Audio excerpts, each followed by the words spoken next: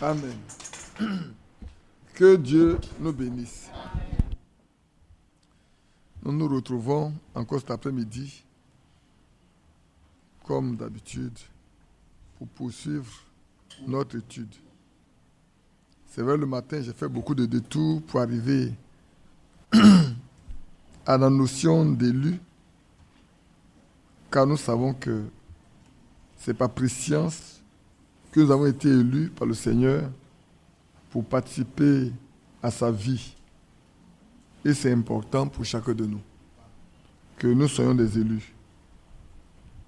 Nous n'avons rien fait, ce n'est pas par notre mérite, ni par le mérite de quelqu'un, c'est par le mérite de celui qui nous a connus d'avance et qui a décidé de nous inscrire dans son économie. C'est ce qui fait notre joie.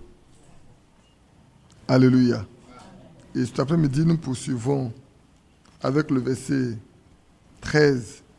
Quoi qu'on pouvait encore parler sur le verset 12, c'est important que chacun de nous, en tant que des saints et bien-aimés, nous soyons à mesure de nous laisser revêtir de sentiments, de compassion,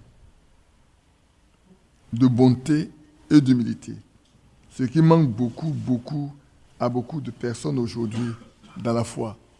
C'est vrai, quand Vincent priait, il a mis l'accent sur l'humilité. C'est vrai, l'orgueil précède la chute, l'humilité précède la gloire. Et le Seigneur lui-même s'étant humilié, il a reçu un nom qui est au-dessus de tout nom. De sorte qu'en ce nom-là, tout genou fléchit. Ainsi, si nous pouvons nous humilier, comme il s'est fait, comme il a fait lui-même, je vais dire, il s'est dépouillé tout, nous également, nous allons pouvoir porter son nom. De sorte que, devant nous, aucun esprit ne pourra résister. Parce que lui, il habite en nous. Lui vit en nous. Il nous revêt de son esprit. Et nous sommes alors des victorieux parce que nous sommes des fils de notre Père. Soyons aussi doux et patients. C'est important. Ailleurs, le mot douceur, les gens, comme j'ai dit, ont mis bienveillant. Être bienveillant, être toujours prêt à faire du bien aux autres. Dans un autre endroit, on a dit indulgent. Capable de supporter, de laisser tomber, de pardonner, et puis d'être patient. Patient, on a étudié à 2 reprises. Patient quand on parle de Jacques, patient quand on parle de 2 Pierre, chapitre 1, où on parle des 7 vertus.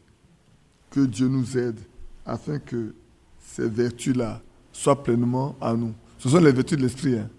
Nous savons que quand nous regardons dans Galates, c'est des choses qui sont normalement données à chacun des enfants de Dieu, de pouvoir les pratiquer. Au verset 13, il dit « Supportez-vous les uns les autres. Et si l'un a sujet de se plaindre de l'autre, pardonnez-vous réciproquement. De même que Christ vous a pardonné, pardonnez-vous. » Vous allez vous rendre compte que, ici, se plaindre, c'est quelque chose qui arrive souvent parmi les croyants. La preuve en est que même au temps des apôtres, là, ce matin, je regardais, il y a eu quelques plaintes dans Acte 6. Vous allez voir. Dans Acte 6, à partir du verset 1, on disait, en ce temps-là, le nombre des disciples augmentant, les hellénistes, ce sont des juifs qui ont vécu hors de la Judée. Vous allez voir leur nom prouve seulement qu'ils ont vécu dans des zones où on parlait beaucoup plus de grec que l'araméen ou bien l'hébreu. Les hellénistes murmuraient contre les hébreux. Voilà. Pourquoi? Parce que leurs veuves étaient négligées dans la distribution qui se faisait chaque jour. Mais les disciples, les apôtres, vont mettre un thème rapidement à ces murmures. Les 12 convoquaient la multitude des disciples et dit, il n'est pas convenable que nous laissions la parole de Dieu pour servir aux tables. C'est pourquoi, frères, choisissez parmi vous 7 hommes Ici, ce n'est pas les apôtres qui les ont choisis. C'est le peuple même. Vous voyez, ils sont nombreux, ils sont plus de 5000, hein, comme la Bible le dit. Ils sont plus de 5000. Et dedans, peut-être ça vous étonne pas. Au milieu de 5000, ils peuvent, eux, pas les apôtres, mais le peuple qui fait autour de 5000 là, c'est eux qui vont aller choisir ces personnes-là. Les apôtres disent, choisissez vous-même. Ils convoquaient la multitude, dit, n'est pas convenable. C'est pourquoi choisissez parmi vous 7 hommes, 7, pour 5000. Hein. Aujourd'hui, dans nos églises, on remplit nos églises, alors qu'il n'y en a même pas 2000 ni 3000, on remplit d'hommes pour le service. Et pour plus de 5000 personnes, on n'a besoin que de 7 personnes. 7. De qui l'on aura un bon témoignage. Qui soit plein d'Esprit Saint et de sagesse. Et que nous chargerons de cet emploi. La Bible dit même que c'est un emploi. C'est une charge. Moi, ce qui m'a toujours surpris dans ça, je dis, si ces 7 personnes n'étaient pas bien connues, comment une multitude de 5 personnes, de 5000 personnes, peuvent aller de façon unanime? De façon unanime. Aller prendre 7 personnes. On n'a pas dit qu'ils ont voté, on dit qu'ils ont été eux-mêmes choisis. Regarde bien. Et puis, cette proposition plut à toute l'assemblée. Ils élurent Étienne. Homme plein de foi. Combien de personnes ont dit d'abord être mis sur le chéquier? On n'a pas d'élection. Peut-être on a dû voter. Qui est pour Étienne? Qui est pour Philippe? Qui est pour Procor, Nicanor, Timon, Parmena, Nicolas, qui est le prosélyte d'Antioche? Et les 7 personnes ont été trouvées parmi 5000. Tous, on les connaît, tous d'un bon témoignage. Frères, les murmures là, les plaintes peuvent avoir lieu. Tout dépend de comment on va les régler. Pour que la paix continue de régner parmi les enfants de Dieu. Disons que frères, si aujourd'hui, il y a quelques plaintes parmi nous, soyons spirituels et sachons comment aborder ces problèmes pour que ça ne crée pas de la gangrène au milieu de nous. C'est ce qu'il faut éviter. Là où il y a la gangrène, l'Esprit de Dieu ne peut pas travailler. Il faut étouffer ça. Je lisais quelque chose de Frère Branham, il était à l'extérieur. Vous savez, lui aussi, son église a connu beaucoup de problèmes quand il n'était plus dedans. Il était parti. Il dit quand il est arrivé, mais il y a des mesquineries parmi des frères, parmi des sœurs, partout. Et il a dû aller de maison en maison pour voir chacun. Il s'est rendu compte que ce n'était pas les frères. C'est l'ennemi qui s'est introduit au milieu d'eux pour commencer à les diviser, pour que désormais l'Esprit de Dieu puisse travailler au milieu d'eux. Mais rapidement, il est passé de maison en maison pour savoir de quoi il est question. Pour prendre la situation et pour finir, il s'est rendu compte que c'est le diable. Et la situation s'est réglée rapidement. Et les frères sont mis ensemble à travailler. Que Dieu nous aide. Afin que, s'il y a une situation, frère, n'hésitez pas à approcher le frère avec qui ou la soeur avec qui vous pensez avoir un problème. Ne laissez pas perdurer ces situations. Parce que pendant ce temps-là, qui vous allez prier? Pendant ce temps, qui vous invoquez? Pendant ce temps, qui vous adorez? Comment voudrez-vous que Dieu vous exauce? C'est pour ça qu'il dit ici, dans ce passage, on dit dans le chapitre 13, supportez-vous les uns les autres. Et si l'un a sujet de se plaindre de l'autre, pardonnez-vous. Frère, on peut aller dans Matthieu 6, la prière que le Seigneur, tout le monde aime bien réciter. Hein. Mais souvent, on se demande si nous comprenons bien ce qui est dit dedans.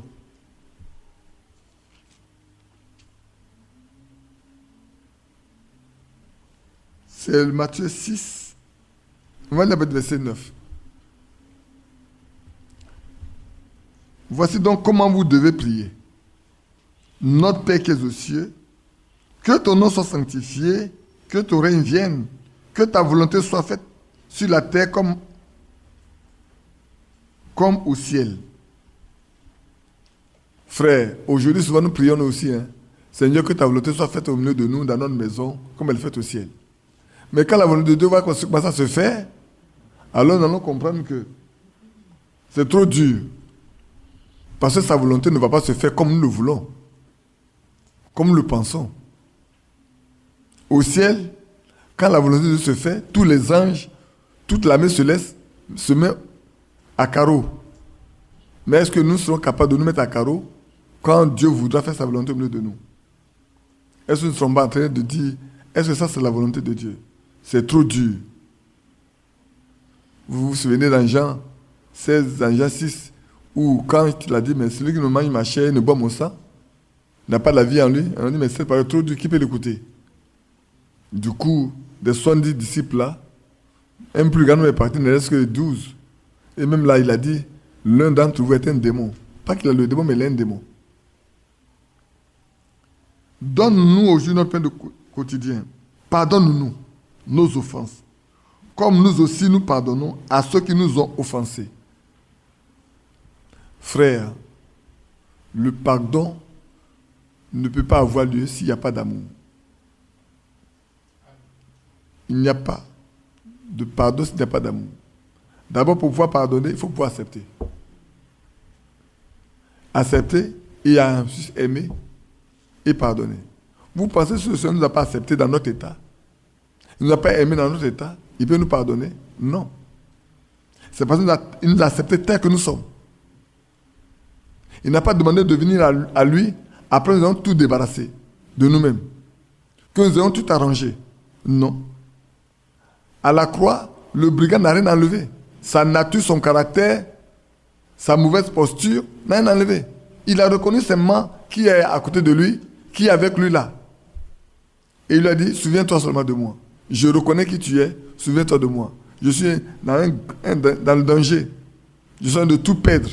Là, je suis à ma dernière phase. Si je meurs sans toi, je suis perdu. Souviens-toi de moi. Voilà ce que le Seigneur veut. Il ne nous demande pas de nous organiser, de nous mettre en ordre avant de venir à lui. Non, pas du tout. Venons à lui tel que nous sommes. Il nous accepte. Et il nous prend. C'est pour ça que le matin, quand on lit dans Jean, il s'est dit, voilà ce que le Père m'a donné. Et dans Hébreu plutôt, voilà les enfants que Dieu m'a donnés. Dieu le lui a donné et il les a acceptés, il les a pris. Il ne les a pas rejetés. Et il s'est révélé à eux. Il a révélé le nom du Père à eux. Et l'amour que Dieu a manifesté envers lui doit être en eux aussi. On en parlait tout à l'heure. C'est important le temps dans lequel nous sommes. Le pardon est important pour chacun de nous, bien-aimés, que ce soit dans nos maisons. Savoir pardonner. Vous savez, dans les maisons, souvent, on dit, c'est toi qui demandes pardon, pardon, pardon. Tu fais exprès. Est-ce que je suis bête? Et puis chaque fois, tu veux me demander pardon. Mais si tu n'es pas d'accord, qu'est-ce que je peux faire d'autre que te demander pardon? Pardonne-moi. Mais si tu penses que je fais exprès, pardonne-moi. Moi, je ne pense pas faire exprès. Pardonne-moi. Aussi longtemps que cela n'est pas obtenu, nos prières ne peuvent pas traverser notre plafond. Nos prières ne peuvent aller nulle part. Parce que nous faisons la comparaison. Pardonne nos péchés, nos offenses, comme nous aussi nous pardonnons à ceux qui nous ont offensés. Et le Seigneur continue en demandant que si vous ne pardonnez pas aux hommes vos offenses, leurs offenses, vous ne serez pas pardonné. Verset 4 dit, si vous pardonnez aux hommes leurs offenses, votre Père Céleste vous pardonnera aussi. Mais si vous ne pardonnez pas aux hommes, votre Père Céleste, votre Père ne vous pardonnera pas non plus vos offenses. Il dit bien, frère, je ne sais pas si c'est quelque chose, vous ne voyez pas quelque chose qui est important. Je vais le relire. Si vous pardonnez aux hommes leurs offenses, votre Père Céleste, c'est votre Père, c'est notre Père, vous pardonnera aussi. Mais si nous ne pardonnons pas, je me mets dedans, aux hommes, notre Père ne nous pardonnera pas non plus nos offenses. Il est bien notre Père, mais il ne nous pardonnera pas. Jusqu'à ce que nous venions à lui et que nous pardonnons aux autres. Alors seulement, quand nous adressons à lui pour demander le pardon de ce que nous aussi nous avons offensé, alors il ne nous pardonnera pas. Souvenez-vous de cet homme qui devait beaucoup d'argent à un roi. Très peu d'argent, mais pouvait dire à un roi. Et n'ayant pas les moyens de payer, il est parti supplier le roi. On le lui a remis toutes ses dettes. Mais dès qu'il est sorti, qu'il a vu quelqu'un qui devait moins que ce que lui devait au roi. Il a dit, il faut que tu me payes ça aujourd'hui. Si tu ne payes pas, tu n'iras nulle part. Il a tellement menacé, fait au point où on a rapporté ça au roi. Et qu'elle a dit, mais est-ce que toi, tu ne m'as pas demandé de te pardonner? Ne peux-tu pas aussi pardonner à l'autre? Maintenant là, tu vas payer qu'au dernier centime. Allez, en prison. Frère, le pardon, c'est une grâce de Dieu. Pouvoir pardonner, c'est une grâce de Dieu. Que Dieu nous aide à faire que nous apprenions à pardonner. Si l'apôtre Paul nous dit ici, dans Colossiens, comme le dit, supportez-vous. Supportez-vous. Supporter, ça veut dire qu'il y a des efforts à faire. Il va y avoir des situations terribles, difficiles, mais nous devons être capables de porter. Parce que le mot supporter, il y a le mot porter d'abord. Il faut prendre ça sur toi. Prends ça sur toi. Il va de l'avant. Et si l'un a sujet de se plaindre, c'est ce qui peut arriver. Ne pensez pas que, frère, nous plaindre les uns les autres ne peut pas nous arriver. Ça peut arriver. Nous sommes encore dans cette chair-là. Dans cette chair, quoi que nous soyons chrétiens, ça va arriver. Si ça arrive au temps des apôtres, ça va arriver à notre temps. Si quelqu'un a à se plaindre d'un frère ou d'une sœur, allons et pardonnons. Pardonnons-nous réciproquement. Si je vous ai raconté peut-être l'expérience que j'ai vécue avec frère Corentin quand nous étions étudiants. Une fois, un après-midi, on s'est retrouvés pour nous échanger sur les choses de Dieu. Et puis, je ne sais pas ce qui s'est passé. Du coup, la colère est rentrée au milieu de nous. Et Corentin s'est levé. C'était dans ma chambre, s'est levé. Il est parti chez lui. Si la situation restait comme ça, on allait avoir besoin d'autres frères pour venir trancher ce problème-là. Là, on va avoir des explications à donner. Celui-ci va s'expliquer. Et puis, on va nous demander, pardonnez-vous. Donc, d'autres auraient su qu'est-ce qui s'est passé au milieu de nous. Je me suis levé pour aller dans sa chambre. Je n'ai fait pas sa porte. Je suis allé dans sa chambre. J'ai dit, frère Corentin, je lui ai demandé pardon. Pardonne-moi ce que je t'ai fait. Il dit non. C'est lui qui a mal fait. Il dit non. C'est moi qui ai mal fait. C'est pas que je viens te demander pardon. Il dit non, que c'est lui qui a mal fait. Il dit bon, si c'est toi qui as mal fait, alors lève-toi. Il s'est levé, embrassons-nous. Tu n'as pas péché, moi je n'ai pas péché. Et du coup, quand on a fait ça, tout a disparu. Entre nous, qui a fauté alors? Qui a fauté? On ne sait plus qui a fauté. On ne sait même plus qui a fauté. Parce que moi je me rends coupable, il se rend coupable. On se demande alors pardon mutuellement. Du coup, qui a honte, c'est l'ennemi qui a honte. Et on s'est retrouvés. Hein. Les minutes qui sont, on s'est retrouvés. Or, si on avait laissé ça perdurer, même le soir, on ne se serait pas parlé. Alors qu'on a l'habitude de manger ensemble, on n'allait pas pouvoir se manger ensemble. Aussi longtemps qu'on n'est pas venu régler ça là, on ne pourra pas se parler. Et alors, en ce moment-là, qui allons nous prier? Il va se mettre chez lui là pour prier. Moi, je vais me mettre chez moi ici pour prier. Alors qu'on est, nous passons face à face. Hein. Tu traverses, lui il est là. Tu ouvres ma porte, ta porte est de l'autre côté. On se retrouve dans le même salon. Donc, frère, apprenons. Aussi longtemps que nous sommes dans ce corps-là, apprenons à nous pardonner les uns les autres. C'est un ordre divin que de pouvoir nous pardonner les uns les autres, nous aussi. C'est important que parmi nous, sachez, je le répète, parmi nous, il y aura forcément des frictions. Il y aura des frictions. Il y aura peut-être, comment je vais appeler ça, les gens qui peuvent être heurtés. C'est vrai, parce que nous sommes humains. Mais ne laissez pas la colère, le ciel se coucher de notre colère. Ne laissons pas du tout ça. Courons vite et mettons de l'ordre là-dedans.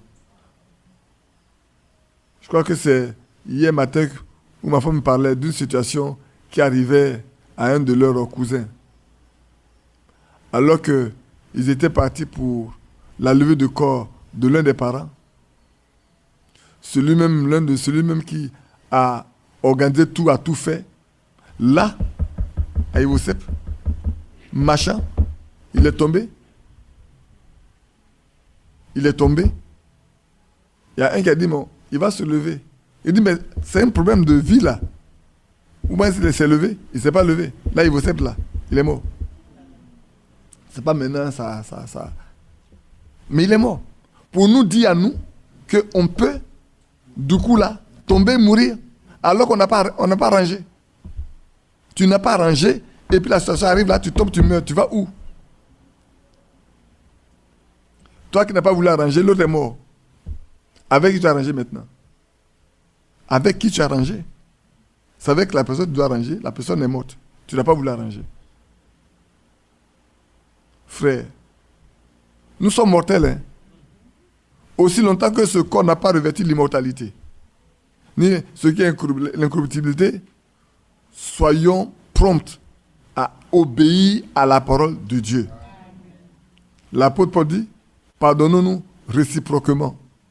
Comme Dieu nous pardonne, nous aussi, pardonnons-nous réciproquement. Allons l'un vers l'autre, rapidement, pour mettre de l'ordre. Parce que personne ne peut savoir ce qui sera fait demain. Personne. Personne ne sait ce qui sera fait demain. Vous savez, la fois dernière, quand l'autre sœur de sa voiture a fait son camion, a fait un accident avec cet homme-là. Supposons que ce soit un chrétien qui n'a pas remis de l'ordre quelque part, il pourrait mourir. Ça peut arriver. Voilà le frère de Lambert qui vient d'arriver de Bangourou. Il est parti pour les obsèques d'un frère le vendredi. Tout à l'heure, il m'a appelé le vendredi, il m'en a parlé tout à l'heure, on vient de parler encore de ça. Le frère dont je parlais, qui a un beau témoignage, il l'a enterré là. Alors, il voulait tourner, c'est pas lui-même qui conduisait, il y a un frère qui le conduisait. Le frère a fait une mauvaise présélection. La conséquence, c'est qu'un motocycliste est venu rentrer dedans, casser la voiture. Et il a plané par de l'autre côté. S'il y avait une voiture qui venait dans le sens inverse, il serait écrasé complètement. Heureusement, les frères de la mer n'ont rien eu. Mais supposons que c'était notre voiture qui venait et la présélection mal faite. Mais il peut être mal pris. Et s'il y a quelqu'un qui a un problème à régler avec Lambert qui n'a pas réglé, Lambert mourrait. Mais toi, tu as réglé avec qui? Frère, tout peut arriver à tout moment. Ne laissons pas les choses traîner. Soyons prompts à agir. Prompts à agir. Là, on parle, mais prompts à agir. Afin que nous soyons libres. Et si nous devons partir, mais écoute, on dit bien gloire à Dieu. Moi, j'invite tous ceux qui sont partis, hein, qui sont partis dans de bonnes conditions d'ailleurs. Je répète toujours. Moi, je ne dis pas que tous ceux qui sont morts là sont allés au ciel. Ça, je ne dis pas, parce que je ne sais pas. Parce qu'il y a des choses que je connais. Je crois que si ça n'a pas été mis en ordre, je ne pense pas que si on meurt avec ça là, qu'on va au ciel. Que Dieu ait pitié de nous. Les temps sont difficiles.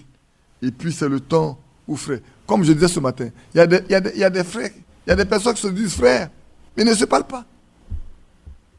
Ils ne peuvent pas se saluer. C'est paradoxal. Dire qu'on est croyant, qu'on est chrétien, qu'on est fils de Dieu, fille de Dieu. Et puis, on ne peut pas parler à quelqu'un d'autre qui aussi dit qu'il est chrétien, il est fils ou fille de Dieu. Mais ça devient difficile. Quel type de fils de Dieu nous sommes? Quel type de fils de Dieu nous sommes? De quelle nature sommes-nous? Cela devient assez difficile. Et frère, ne cautionnez pas ça quand vous voyez ces choses. Précipitez-vous, mettez de l'ordre dans cette affaire-là. Allez rapidement. Et traitez ça. Parce que si vous avez deux frères ou deux sœurs qui ne se parlent pas, précipitez-vous. Faites tout ce qu'il faut pour qu'ils mettent de l'ordre dans cette affaire-là. Maintenant, si vous avez fait tout qu'ils ne veulent pas, vous les laissez, le Seigneur va s'en occuper. Nous, on est parti au Ghana une année pour traiter un problème entre le frère T et le frère Andrew. Qui connaît Andrew? Ah, vous étiez encore trop jeune, vous. Ouais. Moi, j'étais au Ghana depuis 87. J'étais au Ghana jusqu'en 2003. En 2003. Donc, je connais bien Andrew. Il est même venu à Abidjan ici. J'ai été son interprète également et tout. À Williamsville. Je connais le frère T. Et vous savez, souvent, il y a des choses qui se passent au milieu de l'église. Hein. Je vais vous expliquer. Que vous sachiez qu'il y a des mauvaises choses qui se passent même. Au milieu des prédicateurs, il y a des mauvaises choses qui se passent. C'est pour la première fois que j'en parle en public. Vous pouvez demander à Badou parce qu'il était avec nous. J'étais à Bédi. Badou était là. Et puis le frère Kodjo Albert était notre chauffeur. Alors, on arrive au Ghana. On va voir le frère T. On nous met dans un hôtel. Et puis l'après-midi, le frère Andrew arrive avec son équipe, son groupe. Mais puis, il y a un qui est avec Andrew qui a épousé la fille de T. Donc c'est son gendre. Le gendre de T est avec Andrew. Et Andrew nous parle. Il est bidon, on va aller manger. Andrew nous parle. T appelle, j'ai dit qu'on arrive. T appelle, j'ai dit qu'on arrive. Quand on arrive, il a dit, Andrew est venu nous voir pour poser un problème. Ce que je vous dis là, c'était, on a réglé ça de 8 heures du soir jusqu'à 4 heures du matin. Assis, de 20 heures, 8 heures du soir jusqu'à 4 heures du matin, pour traiter ce problème-là, devant les frères anciens de l'église, devant André, son équipe, et devant T. Mais là où ça va échouer, c'est pas appelé, c'est échec. Quand je vous dis, laissez ça dans les mains de Dieu, si vous avez fait le travail, laissez ça dans les mains de Dieu, laissez ça. Dieu s'en occupe. Alors, on a réglé le problème jusqu'au matin, jusqu'à 4 heures du matin. Quand on a fini, j'ai demandé à Andrew de se lever, d'aller demander pardon à frère T. C'est son père, il a mal fait, mais lui aussi il a mal fait. Il n'a qu'à demander pardon. Il a été demandé pardon. T, c'est ton fils. Ce que tu as fait là, on ne fait pas ça à son fils. Il faut demander pardon à ton fils. Il a été demandé pardon à son fils. Maintenant, il est question de les mettre ensemble. C'est là que Andrew va refuser. C'est Andrew qui refuse de rejoindre T. On a parlé, Andrew dit, si T a besoin de lui, si T lui fait appel, il viendra. S'il a besoin de T, lui va revenir. J'ai dit, Andrew, c'est pas comme ça. Tu es parti, il faut revenir. Quelqu'un me dit, mais on t'a demandé la même chose. Je sais de quoi je parle. Hein. Tu étais prêt à recevoir Andrew. Tu as dit Andrew, il n'a qu'à venir. Ils vont laisser l'église entre les mains des anciens. Eux, ils vont exercer leur ministère. Donc désormais, les anciens vont gérer l'église. Andrew n'a pas voulu. J'ai dit aux frères, levons-nous, prions. Confiez ça au Seigneur, le Seigneur va s'en occuper. 6 mois après, Andrew est devenu tonneriste. 6 mois après, Andrew est devenu tonneriste. Jusqu'à aujourd'hui, Andrew n'est plus reparti. Non, frère, si vous partez pour régler, que vous avez fait ce qu'il faut devant Dieu, qu'on ne veut pas, laissez. Ne vous embêtez pas. Je vous ai dit, si quelqu'un me dit, mes frères, on t'a demandé, personne ne m'a demandé de rejoindre l'église d'Abidjan. Hein. Et moi, ce que je fais là, je vous dis, si Dieu ne m'a pas demandé, m'a pas autorisé de le faire, je ne l'aurais pas fait. Ce que j'ai fait ici là. Si ce n'est pas sa volonté, je ne l'aurais pas fait. Ça ne me rapporte rien. Je vais vous dire, ce matin, il dit à ma femme, j'ai besoin de quelqu'un venir prêcher, m'aider à prêcher. Ça fait déjà 3 ans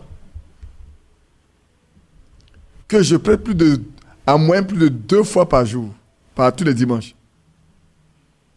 Quand on va au convention ou au veillée, je prête plus de 2 fois. Alors quand on mettait le tout dedans, Thierry peut vous dire quel est le nombre de prédications qu'on a apporté, avec combien d'heures. Maintenant, j'ai réduit un peu le volume d'heures pour ne pas trop vous fatiguer. Mais moi, j'ai besoin que quelqu'un d'autre vienne. Mais on tient seulement parce que chaque jour, le Seigneur donne ce qu'il faut. Il nous donne chaque jour la nourriture qu'il nous faut. Il n'y a pas un jour où le Seigneur n'a pas donné ce qu'il faut. Il y a des jours où vous préparez vous-même, vous arrivez là, le Seigneur dit, c'est pas ça qu'il veut donner à ses enfants. Il vous donne autre chose. Donc, frère, si vous voyez un frère et une sœur en situation, si vous pouvez les aider, allez les aider rapidement. Ne laissez pas les choses se couler. Maintenant, si les deux ne veulent pas, ou l'un d'entre eux ne veut pas, priez et laissez cela les mains du Seigneur, il va s'en occuper. Nous poursuivons simplement. Maintenant, on peut lire le verset Hébreux 9, verset 22 et suivant, pour parler un peu du pardon. Prenez Hébreux chapitre 9. Verset 22.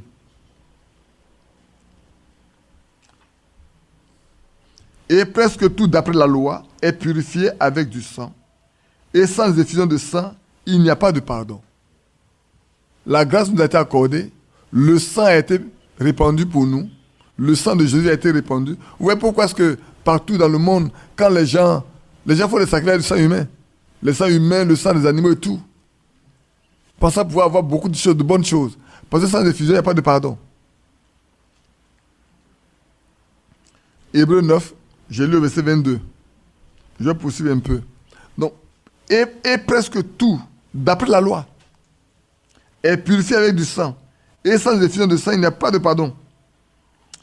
Il était donc nécessaire, puisque les images des choses qui sont dans les cieux devaient être purifiées de cette manière, que les choses célestes elles-mêmes le soient par des sacrifices plus excellents que cela.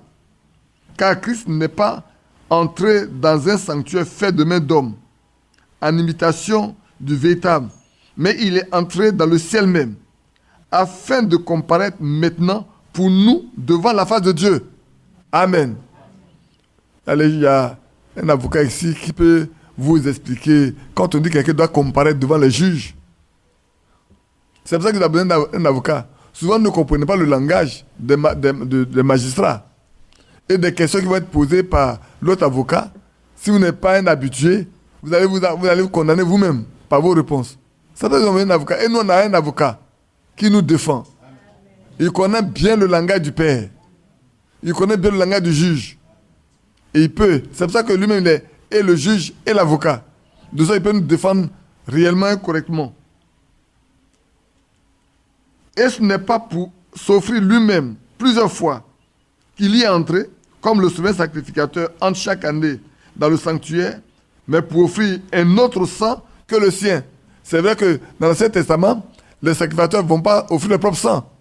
Ils vont avec le sang de bouc des taureaux pour demander la grâce de Dieu pour le peuple.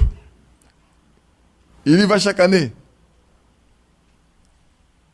Mais ici, on dit autrement, il aurait fallu qu'il ait souffert plusieurs fois depuis la création du monde. C'est-à-dire que Christ devait faire comme eux ils ont fait là, depuis que le monde existe, qu'il a créé le monde, chaque fois, il allait aller s'offrir chaque fois. Mais maintenant, à la fin des siècles, Amen,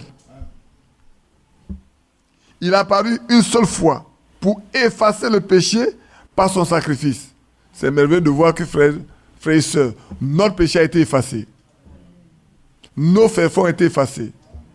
Et désormais, nous ne sommes plus coupables. C'est pas l'habitude de dire que quelqu'un qui a cru vraiment, il n'est pas un pécheur, il est un saint. Le matin, je vous ai dit que par son sang, nous sommes sanctifiés. Quand la parole de Dieu touche notre cœur et que nous nous rendons vraiment coupables, nous sentons que nous sommes coupables. Nous nous rendons compte que nous sommes coupables et que nous partons à lui de tout notre cœur, comme l'a fait ce brigand à la croix, nous recevons vraiment le pardon de nos péchés. Et tout est effacé. Désormais, nous ne sommes plus pécheurs, nous sommes des saints, sanctifiés par son sang. Et si nous vivons, alors on va nous enseigner à faire ce qu'il nous a prescrit. Et quand on nous enseigne à faire ce qu'il nous a prescrit, et que nous le faisons, sa parole nous sanctifie.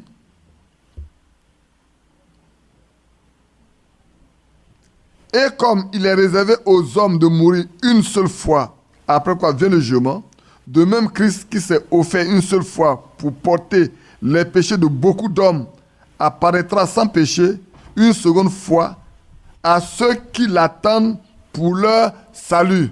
Amen. Là encore, vous voyez que ce n'est pas à tout le monde. Le matin, on a dit que ce n'est pas à tout le monde qu'il révèle tout. Il ne révèle pas les choses à tout le monde. Il le révèle seulement à ceux à qui sont destinés. Il le révèle à ceux qui lui appartiennent.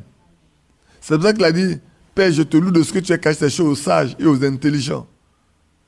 Mais que tu le révèles aux enfants. Et personne ne connaît le Père, c'est le Fils. Et personne non plus ne connaît le Fils, c'est le Père. Et celui à qui le Fils veut le révéler.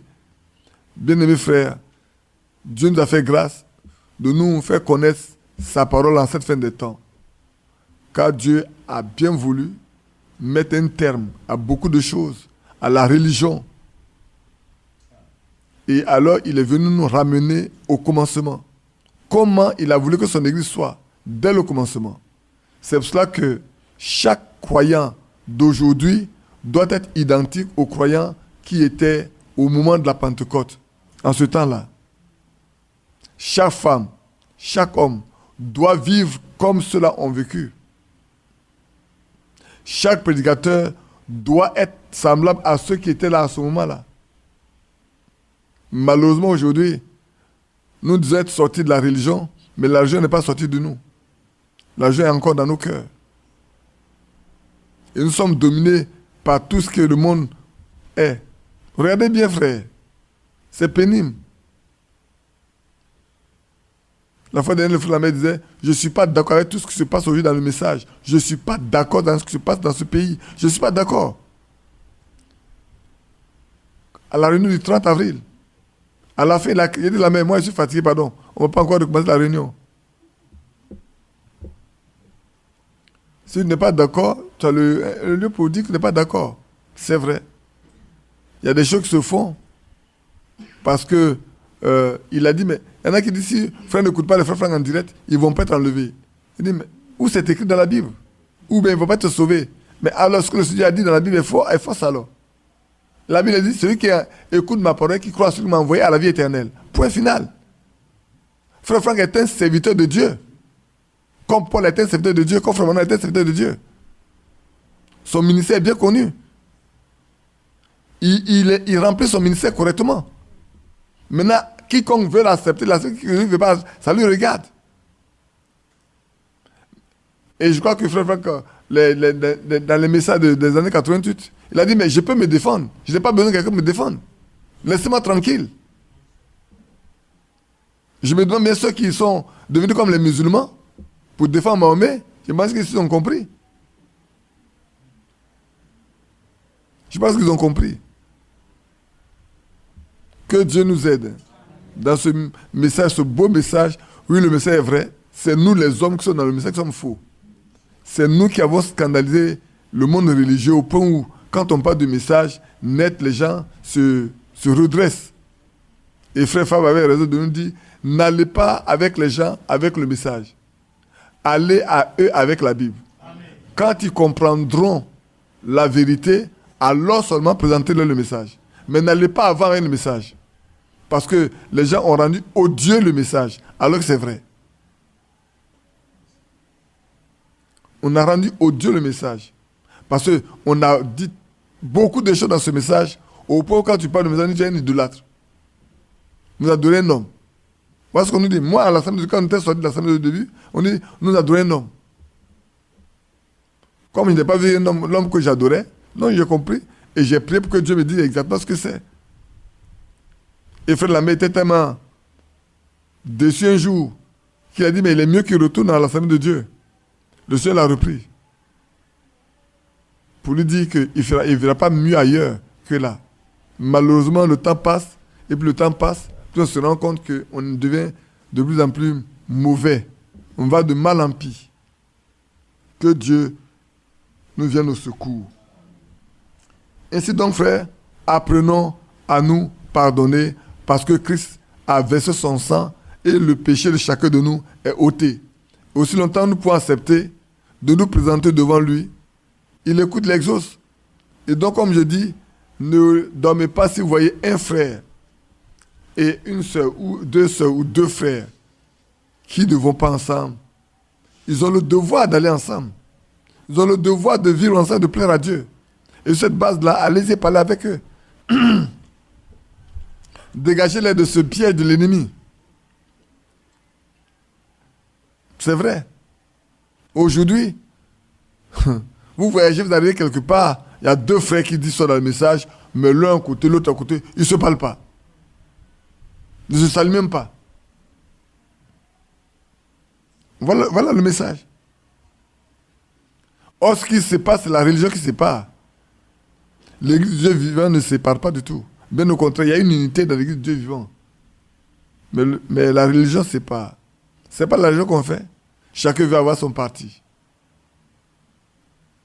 Moi, je me souviens encore, en 2015, quand Frère Franck devait venir ici, où c'était difficile, il a dit, mais les amis de Tati veulent que je vienne. Ce sont les amis de Tati qui veulent qu'ils viennent, qui insistent. Alors peut-être les autres aussi ont voulu avoir des amis de quelqu'un d'autre. Moi, je vais avoir un seul ami fidèle. L'ami fidèle est tendre. Je vais l'avoir seul pour ami. Et ici-bas, je vais avoir seulement des frères. Soyez mes frères, soyez mes sœurs, mais ayons tous pour amis Jésus. Et notre frère aussi. Quand on l'a lu ce matin, il n'a pas honte de nous appeler ses frères parce que celui qui sanctifie et ceux qui sont sanctifiés sont issus d'eux-mêmes. Que Dieu soit loué. Lisons le verset 14, qui est aussi très très riche.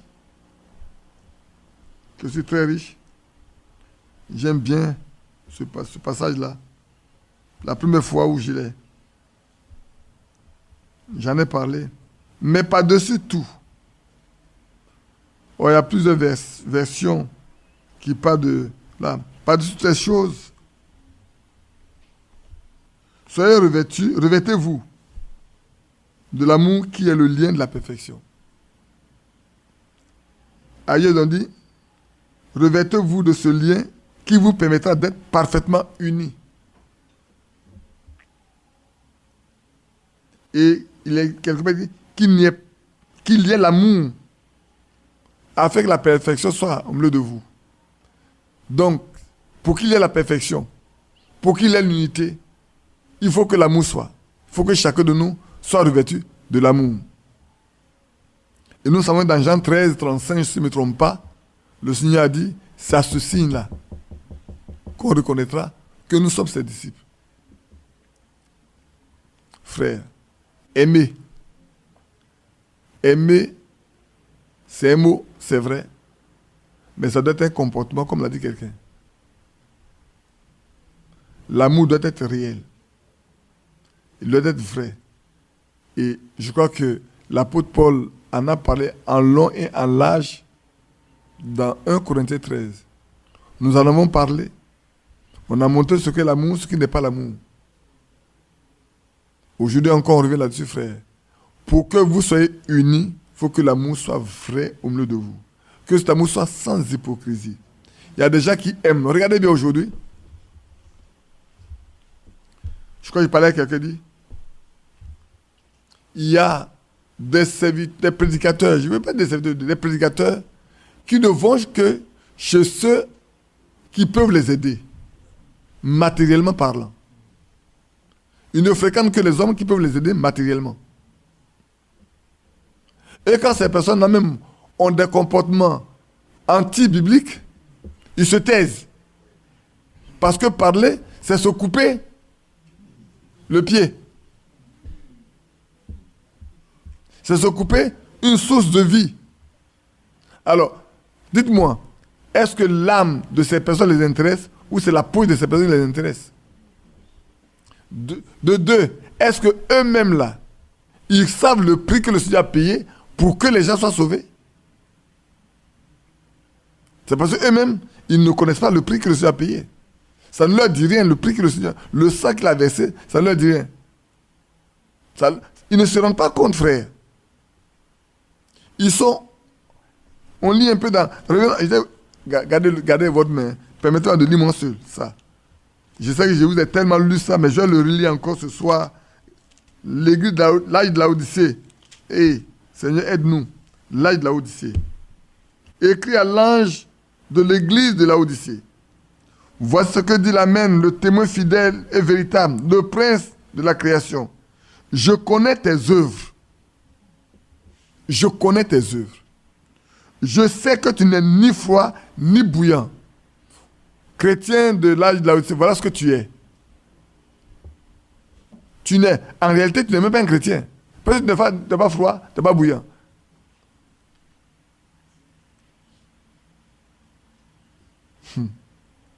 Tu n'es ni froid ni bouillant. Puisque tu es, plus tu es froid ou bouillant, ainsi parce que tu es tiède et que tu n'es ni froid ni bouillant, je te vomirai de ma bouche. Tu n'as plus de place dans ma bouche. Tu es jeté dehors. Parce que tu dis, je suis riche. Je me suis enrichi, je n'ai besoin de rien. Frère, aujourd'hui, les orgueilleux sont dans ce message. On croit avoir tout. On a toutes les lettres circulaires de Frère Franck. On a toutes les prédications de Frère Branham. Et cela est suffisant. On a de la connaissance. C'est plus une connaissance intellectuelle. Quand à ce qui concerne la vie, nous sommes nuls. Quand à ce qui concerne la vie de Christ, nous sommes nuls. C'est pourquoi je dis, frère, qu'est-ce que Christ, comment vivrons-nous si Christ vivait à notre place? Comment vivre en Christ? Nous sommes nuls. Nuls. Le monde a rempli nos cœurs, a rempli nos mains. Voilà où nous en sommes aujourd'hui. Nous ne sommes pas préoccupés, nous ne nous préoccupons pas de la vie. Et sentinelle, réveille-toi. Sentinelle. Le Seigneur va redemander le sang de beaucoup d'entre ses enfants de nos mains. Le Seigneur va demander. Aujourd'hui, c'est notre promotion. Faire notre promotion. La promotion de notre image. Voilà ce qui nous intéresse. Être connu ici. Être connu là. Oh, voyager là. Mais on va où avec ça?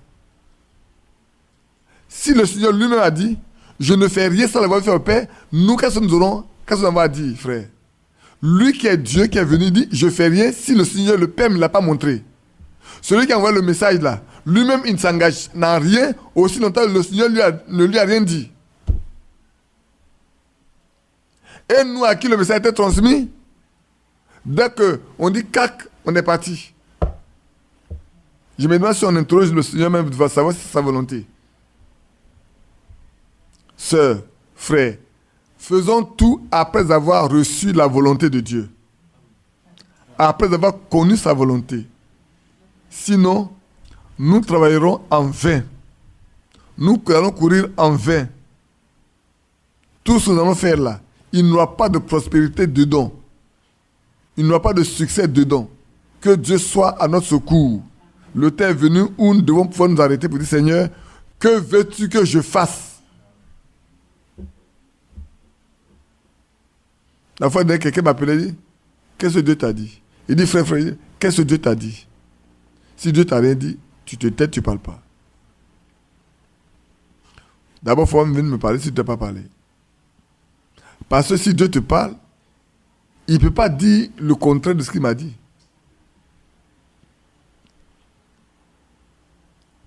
Non. Comme quelqu'un dit, Dieu m'a dit de venir te voir. Dieu t'a dit de venir. Et moi-même, moi que je dois venir voir, il ne m'a rien dit.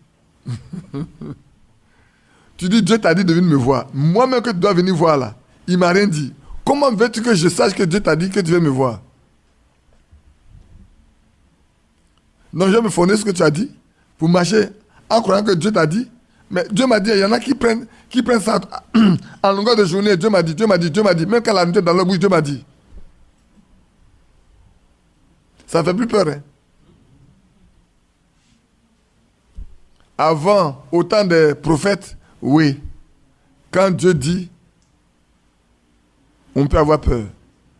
Mais ce n'est pas à tout moment que Dieu dit. Vous vous souvenez bien, non? D'Anania et de Jérémie. Dieu a parlé à Jérémie. Anania est venu, Dieu lui a parlé. Jérémie s'est retrouvé par terre. Dieu lui a dit, va dire à Anania, il a menti. Que l'année prochaine, à cette même époque-là, il verra bien.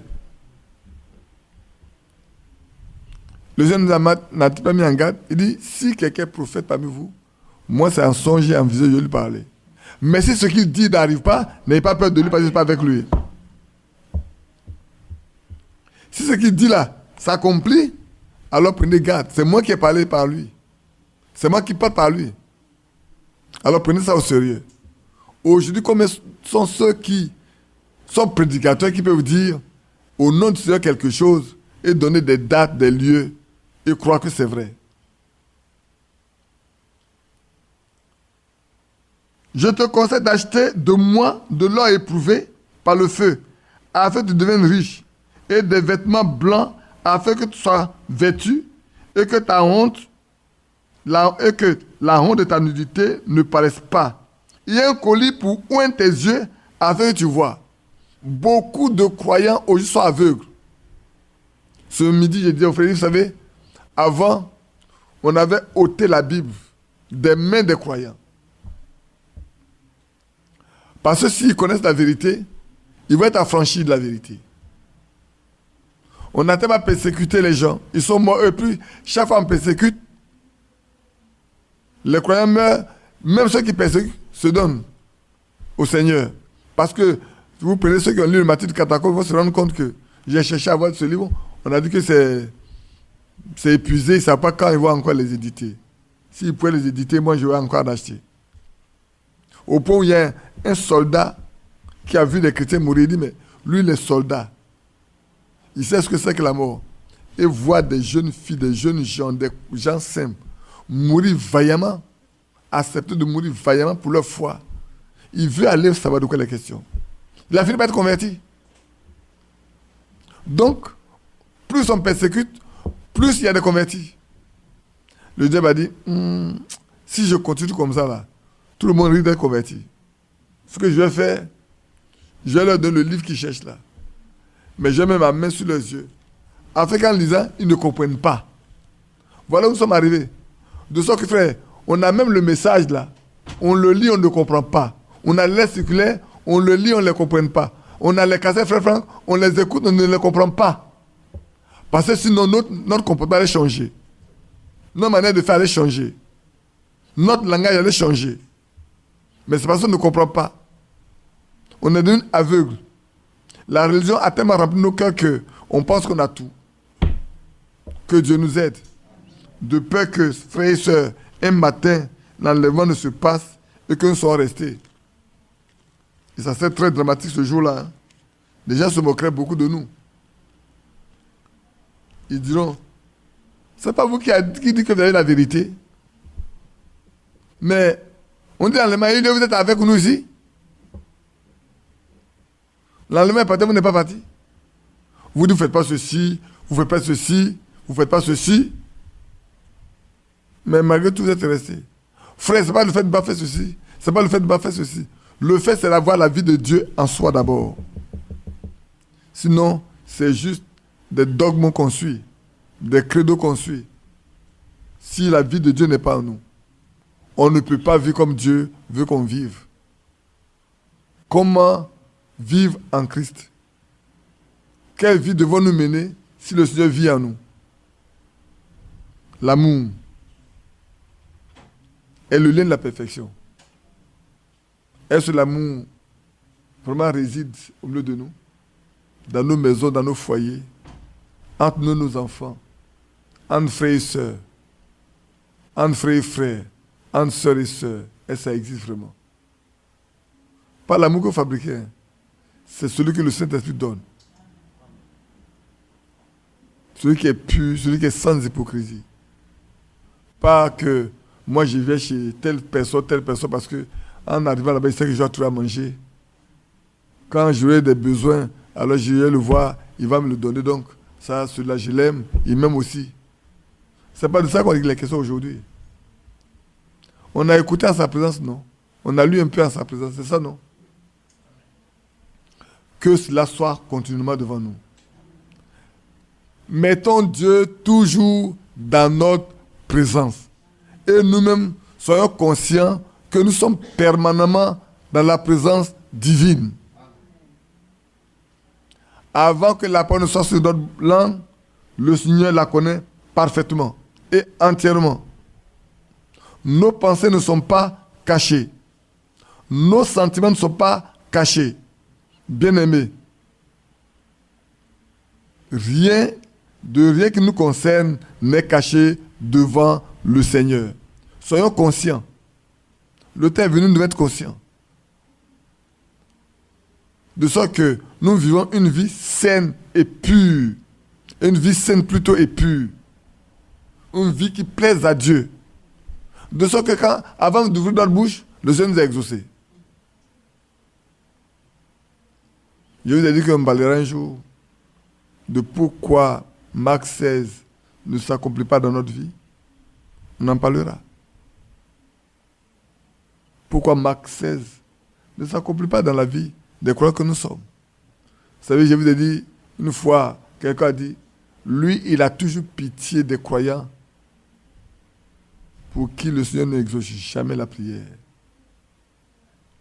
Le mot « jamais » est très capital. Des hommes qui se disent chrétiens, qui se disent fils de Dieu, et leur Père n'exauce jamais leur demande. Est-ce qu'on est vraiment fils?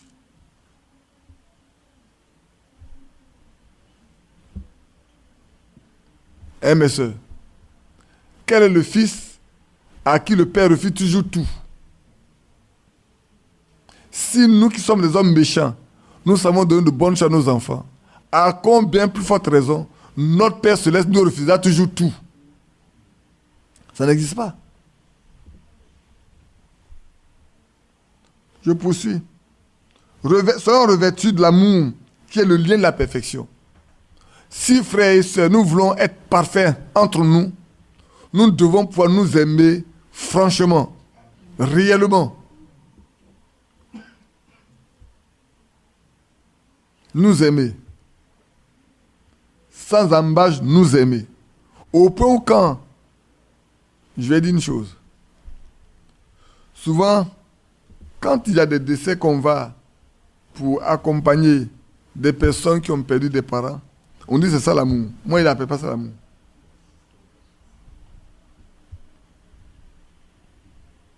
Qui n'est pas d'accord avec moi? Qui est d'accord avec moi? C'est pas l'amour, hein? Est-ce que dans le monde, là, les gens ne font pas la même chose? Les parents font la même chose. Quand tu es parti pour chez quelqu'un là, il va venir chez toi. Non, les parents qui viennent aussi là, c'est pas qu'ils nous aiment? Non! Hier, tu as été chez lui. Avant, tu as été chez lui. Maintenant, ça t'arrive là, il va aller chez toi. Et il y a beaucoup de chrétiens comme ça. Il y a beaucoup de chrétiens comme ça. Si tu ne vas pas passer à appeler quelqu'un, il faut attendre que tu payes quelque chose, voici, il va te le voir chez toi. Il ne va pas venir. Il va te rendre la monnaie de la pièce. Or, la Bible dit, donne à ceux qui n'en ont pas, de sorte qu'ici, ben, il ne puisse pas te le donner. Et tu auras ta récompense au ciel. C'est pas ce que le Seigneur a dit? Bon, faisons la même chose. Aimons et allons de l'avant. Et ils ont la paix. Alors les gens de Dieu venant et ils s'aiment bien, hein, ceux-là ils s'aiment. La fois dernière, il y a quelqu'un qui m'a écrit un salmo. Il dit, tu as prêché sur 1 Jean 3, l'amour. Ce n'est pas les biens célestes, c'est les biens terrestres. Qu'il était au village chez moi, que mes parents biologiques vivent dans la pauvreté. Et que moi je vis dans l'opulence. Je lui ai dit, mais qui es-tu? Donne ton nom. Il dit, c'est le français. Il n'a pas donné son nom, hein. Il a écrit le français. En même temps, j'ai classé ça.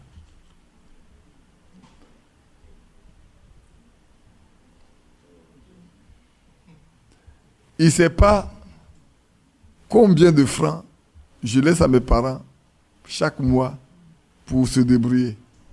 Je dis bien pour se débrouiller. Que moi je vis dans l'opulence. Hein?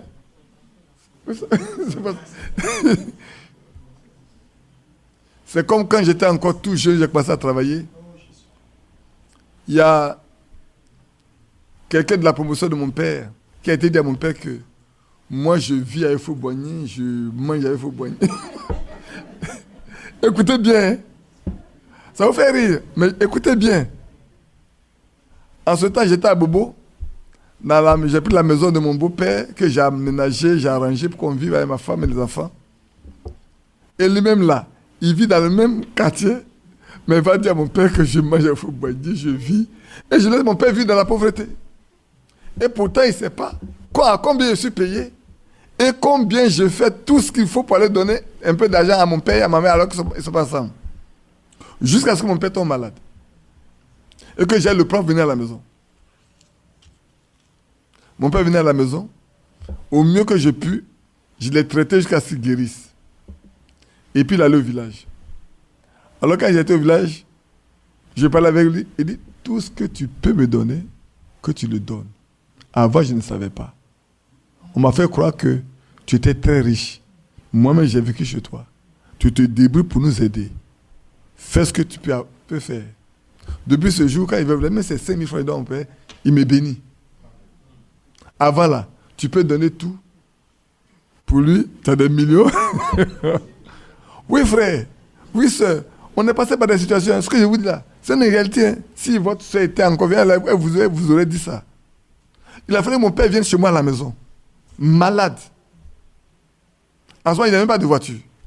Heureusement, il n'avait pas de voiture. Donc, chaque jour, je le mets dans le taxi par le sud de Cocody. On le traite, il vient. On revient à la maison. Le père, sa belle-fille, prépare, il mange. On l'a traité jusqu'à 1 mois. Et puis, on l'a accompagné. Quand ils arrivent au village là, il dit, tout ce que tu peux avoir, que tu donnes, je prendrai. Avant là, on m'a menti. On m'a fait croire que tu étais riche et que moi, je vis dans la pauvreté. Mais laisse vivre dans la pauvreté. J'étais chez toi. Je n'ai pas vu la richesse dont on parle. Bien-aimés frères, vous voyez, beaucoup de personnes font beaucoup de mal. Et ils pensent qu'ils font bien. Mais c'est bon. Parce que quand il est venu chez moi, il s'est rendu compte lui-même que je ne suis pas riche. Je suis son fils. Je ne veux pas vivre dans la richesse. Et puis lui qui est mon père, il a laissé de la pauvreté. Point du tout. Ainsi donc, frère, faisons en sorte que, entre nous, l'amour soit total et réel. De sorte que celui qui a de loin, qui vous fréquente ou qui vous voit, il sache que vraiment vous vous aimez. Ce n'est pas forcément dans le bien matériel, mais quand il va voir le comportement que vous avez les uns envers les autres. Des choses que vous dites des uns à l'égard des autres. Ça, c'est suffisant. Ce que vous dites de vos frères, de vos sœurs, là, prouve souvent si vous avez de l'amour, oui ou non. C'est moi ce que vous dites. D'un frère ou d'une sœur, prouve si vous avez de l'amour pour lui, oui ou non. Parce que qu'est-ce que vous allez dire qui ne sort pas de votre cœur? Qu'est-ce qui va sortir de votre bouche qui ne sort pas d'abord de votre cœur? C'est ce qui est dans votre cœur que vous allez sortir. Si c'est quelque chose qui est bon pour votre frère dans votre cœur, pour votre soeur dans votre cœur, c'est ce qui va sortir. Alors celui qui est à côté va voir, il s'aime. Hein? Il s'aime. Moi j'étais au Ghana, frère. En ce temps-là, quand tu vas au Ghana, tu donnes 1000 francs CFA, on te donne 11 000 ou 10 000 cedi. Mais allez-y aux réunions de mercredi. Allez-y aux réunions de vendredi. Allez-y à la réunion de samedi. Et dimanche. Dimanche, demain, que vous voyez qu'on tient 2 cultes. On tient 2 cultes. On fait un culte à Tema. On fait un culte. Un autre culte à Chama. Et on fait un culte à Djokodjo. Mais ces frères-là, quand on dit il y a un travail pour l'église, ils n'ont pas de moyens. Mais chacun viendra. Dès qu'il descendra à 16h, ils sont là. Dimanche matin, ils sont tous à l'église. On n'est pas. Mercredi, ils sont tous à l'église. Pourtant, il y en a qui vivent dans les quartiers très loin. Mais quand tu les vois, entre eux, jusqu'à ce que, le diable ne rentre au milieu d'eux pour les diviser. Jusqu'à ce que. Frère, au début, à 85 ans, je partais au Ghana. 87, 88, 89, 90. Quand vous rentrez au milieu des frères au Ghana, vous dites que vous êtes quitté au milieu des anges. Ils sont tellement unis. Mais sachez une chose. Quand vous êtes comme ça unis, ayez peur qu'un jour, le diable introduise quelqu'un au milieu de vous pour vous disperser, pour vous détruire. Souvent, quand une forte unité, attendez à ce que le diable vienne pour détruire cette unité-là. C'est pour ça que l'amour doit être tellement grand pour surmonter ce que Dieu va faire au milieu de vous. Prenez garde. Ce que vous dites, ce que vous faites à vos frères, prouve si vous les aimez, oui ou non. À vos soeurs, prouve que vous les aimez. À vos enfants, prouve. À votre épouse, à votre époux, ce que vous faites là, prouve. Ce matin, je disais, frère, voilà, lui est là. Hein. Nous, on a travaillé. Moi, j'ai été chef d'agence au campus, chef d'agence d'une banque au campus, frère. Vous ne pouvez pas savoir quelle vie ces jeunes filles à l'université vivent. On a travaillé dans les bureaux. Vous ne savez pas quelle vie ces femmes qui sont dans les bureaux vivent. Les femmes n'ont pas, excusez-moi, de pudeur à faire la cour à des hommes. Il y a des gens qu'on ne peut pas vous raconter ici, on a la chair. C'est trop sale. Avec la même bouche, on dit à son mari qu'on l'aime. Avec la même bouche, on embrasse quelqu'un d'autre dehors. Et c'est pas une seule personne qu'on embrasse dehors.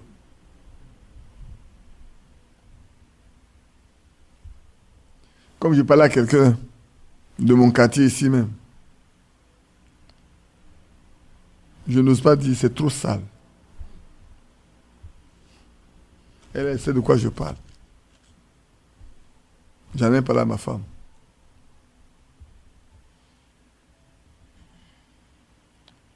Pour un travail, pour une promotion, on se vend à plusieurs personnes. Et il y a des femmes qui tiennent des carnets de palmarès d'hommes. Je sais de quoi je vous parle. Je sais de quoi je parle.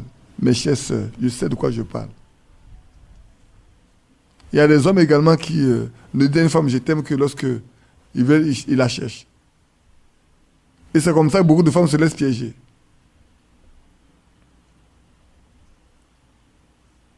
Le véritable amour aujourd'hui a disparu. La fois dernière, je disais à quelqu'un, frère, tu connais telle personne? Il dit oui, est-ce que tu connais telle personne? Comme tu ne connais pas les gens, un jour, je vais te demander que tu ailles avec Léon au tribunal de divorce. Comme ça, tu vas voir comment ça se passe entre des hommes et des femmes qui ont vécu ensemble, ont fait des enfants ensemble, qui ont partagé beaucoup de choses ensemble. Va voir le jour où ils vont divorcer. Alors tu apprendras à connaître les hommes qui sont autour de toi. L'être humain, sans Dieu, est méchant. L'être humain sans Dieu, il est méchant. Une femme sans Dieu est méchante. Un homme sans Dieu est méchant.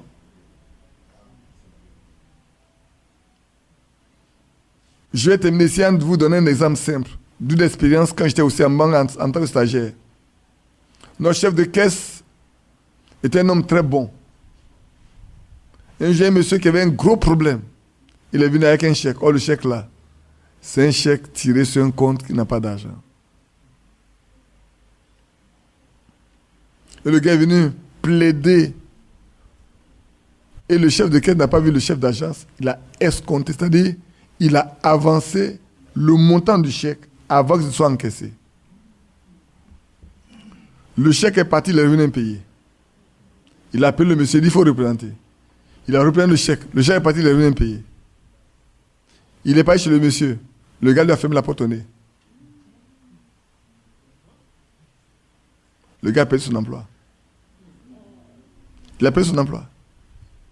Mais il n'a jamais plus vu ce monsieur.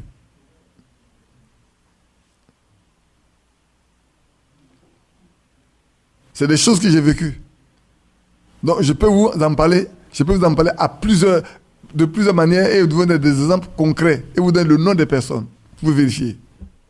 Frères et sœurs, prenons garde. Quand la Bible dit que l'amour que nous avons revêtu de l'amour, ce n'est pas de n'importe quoi qu'il est question. Ne restons pas sous la couverture de la chrétienté pour penser que l'amour est réel au milieu de ceux qui se disent chrétiens. C'est faux. Sans l'Esprit de Christ, en soi, on ne peut pas manifester cet amour-là, frère, où on peut se surpasser pour supporter et accepter. C'est vrai, ce matin, j'en parlais, frère. Quand on nous dit pardonner, c'est accepter, c'est aimer avant de pardonner. Accepter, aimer puis pardonner. Si tu ne peux pas accepter, tu ne peux pas aimer, tu ne peux pas pardonner. Ce n'est pas possible.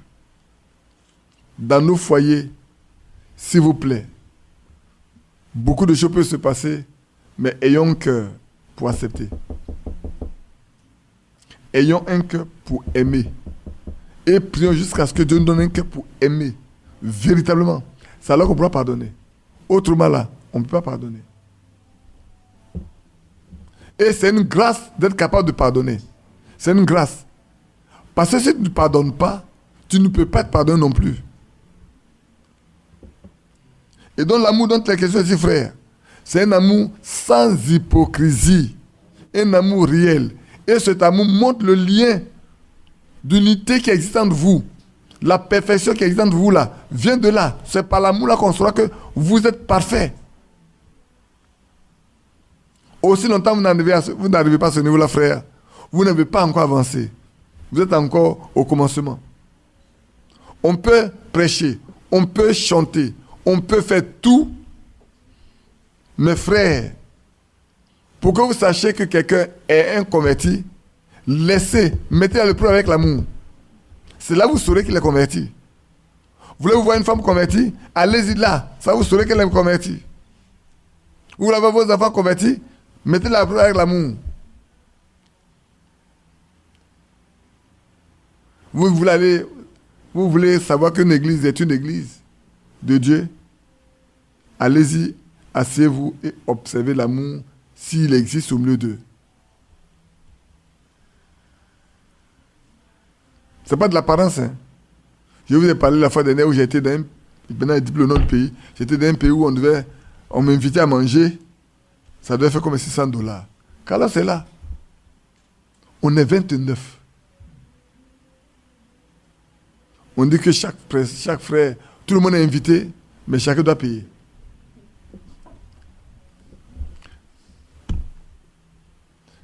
Ceux qui doivent payer là, c'est eux qui paient la dîme. Hein. Ceux qui doivent payer là, c'est eux qui paient la dîme. Et puis, j'ai dit, mes frères, on est combien comptés?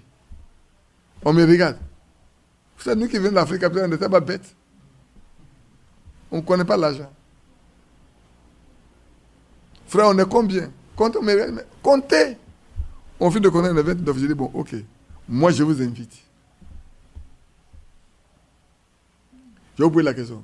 Est-ce que vous acceptez, vous, que moi qui suis étranger, qui suis arrivé au milieu de vous, et vous m'invitez à manger? Je ne vous ai pas demandé de m'inviter à manger. Hein. Moi, là, je peux aller dans mon hôtel, là, manger ça à Lyon. Moi qui suis votre hôte, je suis arrivé, je vous ai prêché l'évangile, vous êtes bien content, tout vous dit de m'inviter à manger. Et puis maintenant, c'est moi qui vous invite à manger. Invite toute la semaine à manger, et vous acceptez. Moi, si quelqu'un fait ça, il ne va pas accepter. Tout le monde m'a suivi. J'ai dit, bon, dans quel restaurant on va? C'est eux qui ont géré le restaurant. Carlos, c'est là. Carlos, c'est là. C'est eux qui ont géré le restaurant. Non, on est arrivé devant le restaurant. J'ai dit au gars, bon, tout cela, je t'envoie aujourd'hui ici pour manger. Donc, tu me fais un discount, tu me fais une remise. Il dit, pas de problème. Bon. Il a fini de calculer. Il dit, bon, fais ma remise. Quand il a fait la remise, c'est $600. J'ai donné ma carte. $600, il a pris $600. Vous pouvez vous asseoir à des heures pour manger. Vous asseyez là, vous pouvez manger pendant 2 heures de temps. Pour le montant là, vous pouvez asseoir là, manger pendant 2 heures de temps, il n'y a pas de problème. Nous, on a fini de manger. On s'est salué. Moi, j'ai pris mon petit-fils.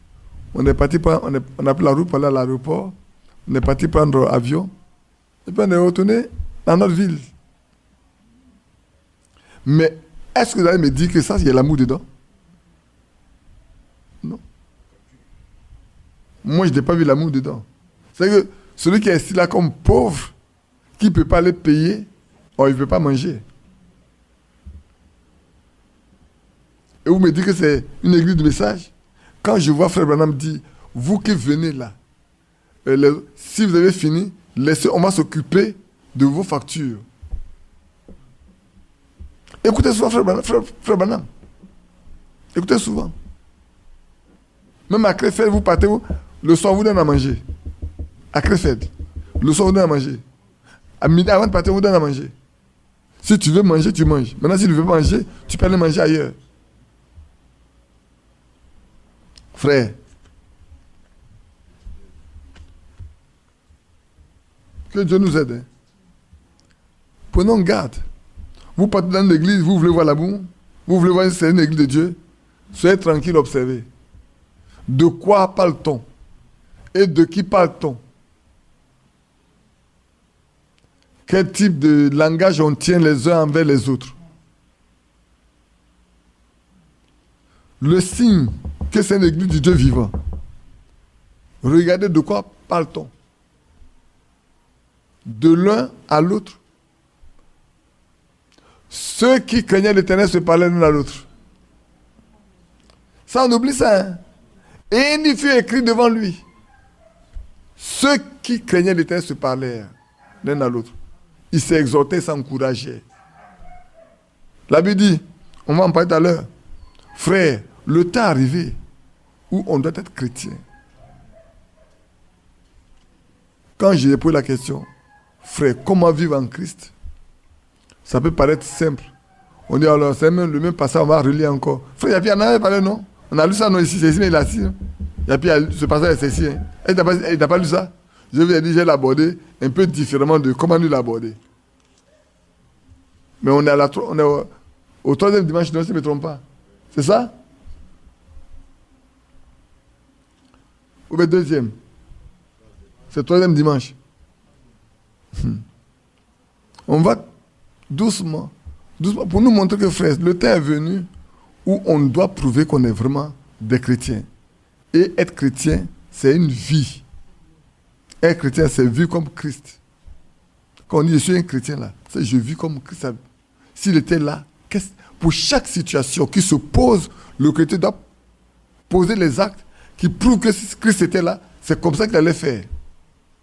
C'est pour ça que comme je vous l'ai dit, que ferait Jésus à ma place?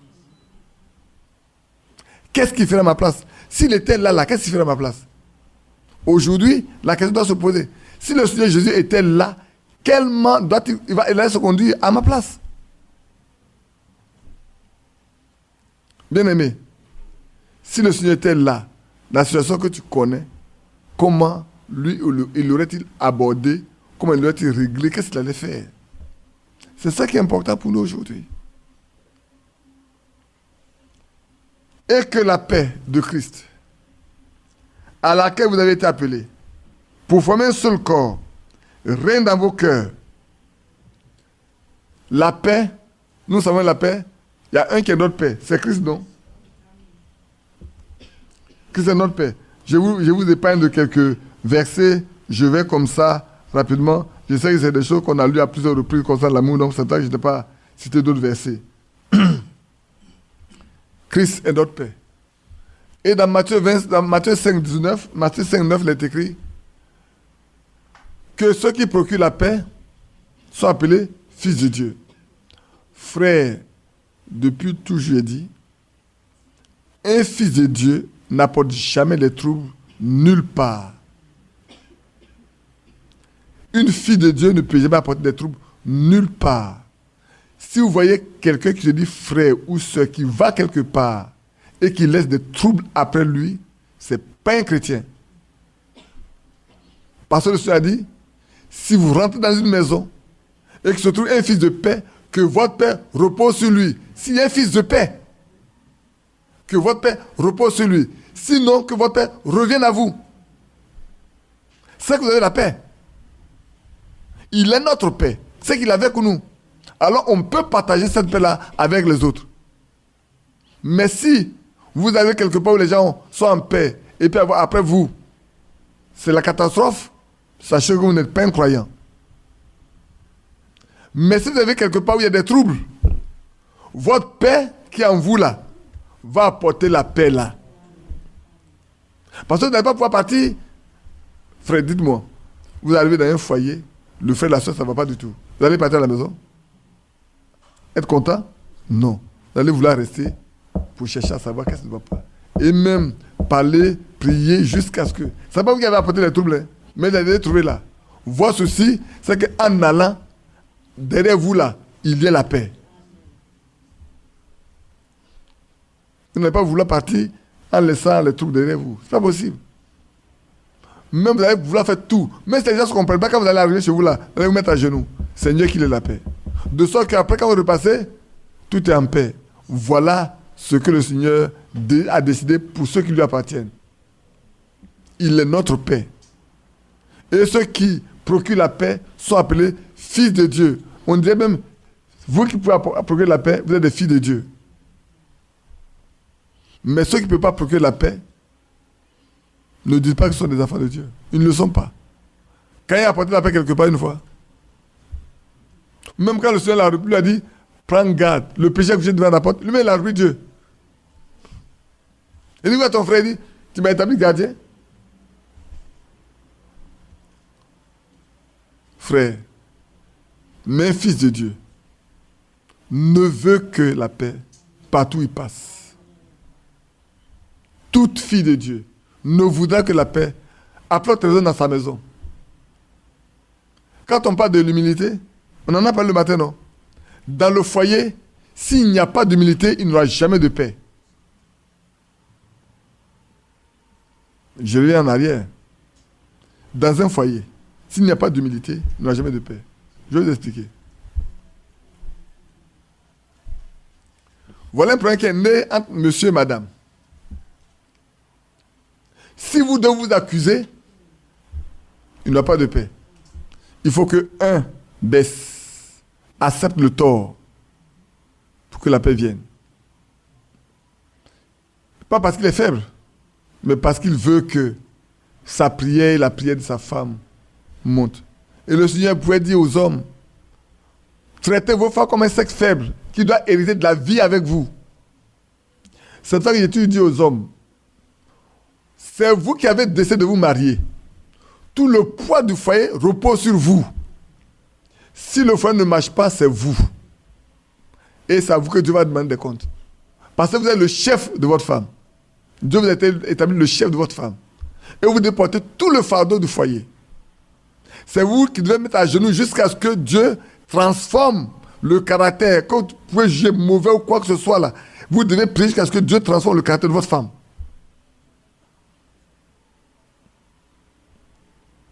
Donc, j'invite mes frères à mettre, comme les gens aiment le dire, je vois que ce n'est pas, c'est pas la place, mais oui, on dit mettre un peu d'eau dans son vin, mettez beaucoup d'eau coupée.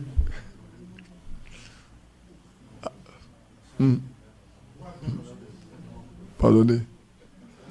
Je suis ici pour prêcher l'évangile. Ici, là, je prêche l'évangile.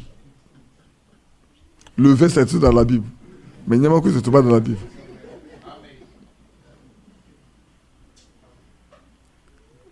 Dans la Bible, là, on parle de vin. La Saint-Saint fait le vin. Non, frère, que Dieu nous aide.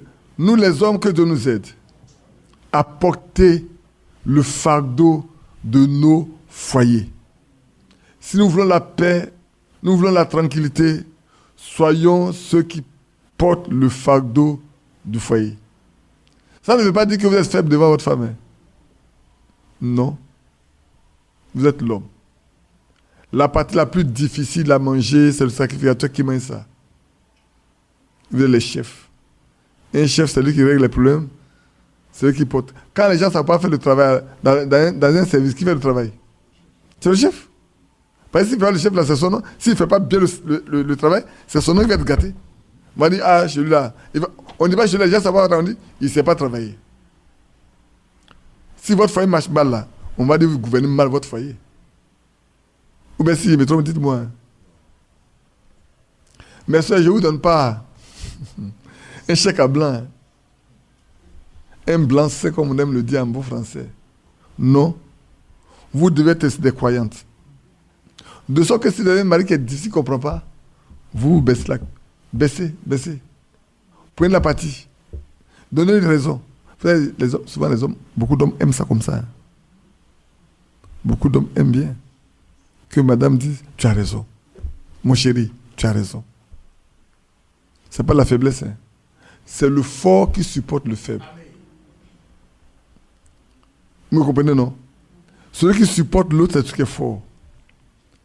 Maintenant, si votre mari veut que vous soyez forte à sa place, mais soyez forte pour qu'il ait la paix à la maison et que vos prières puissent être, quand les gens viennent chez vous, ils puissent se rendre compte que vraiment, il y a l'amour dans ce foyer.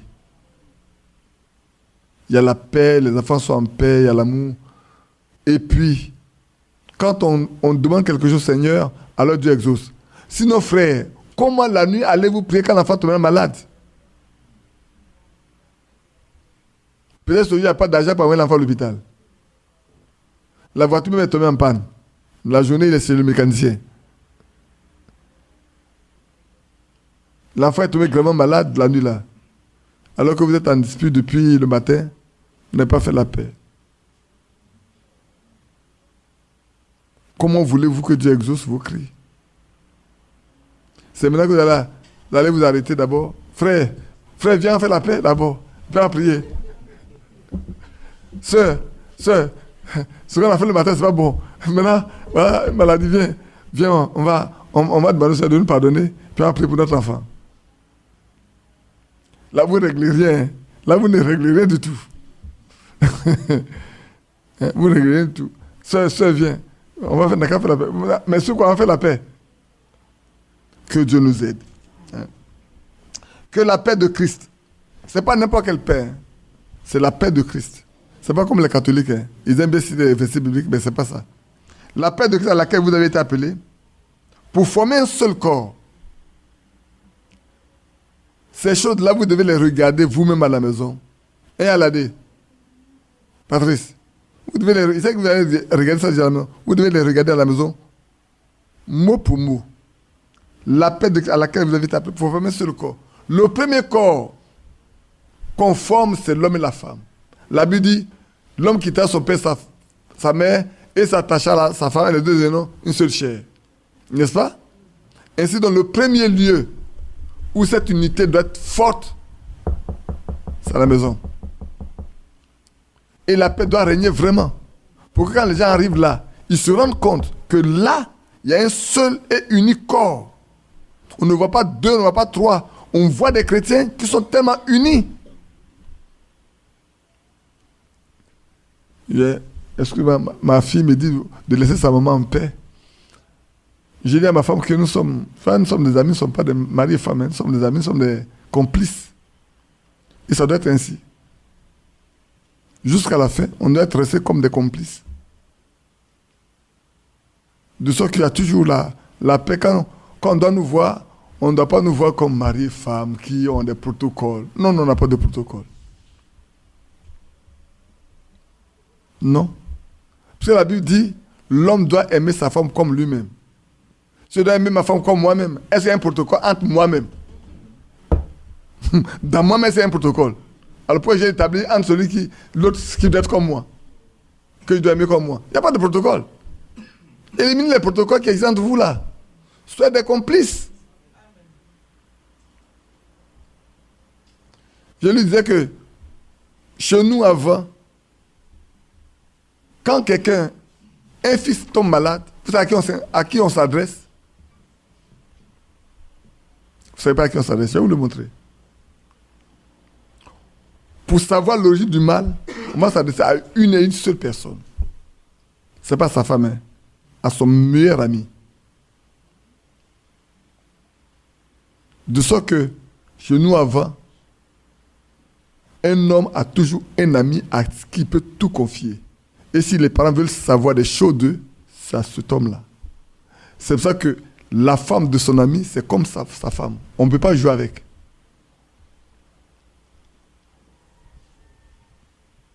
Et ici, nous sommes les frères de Christ.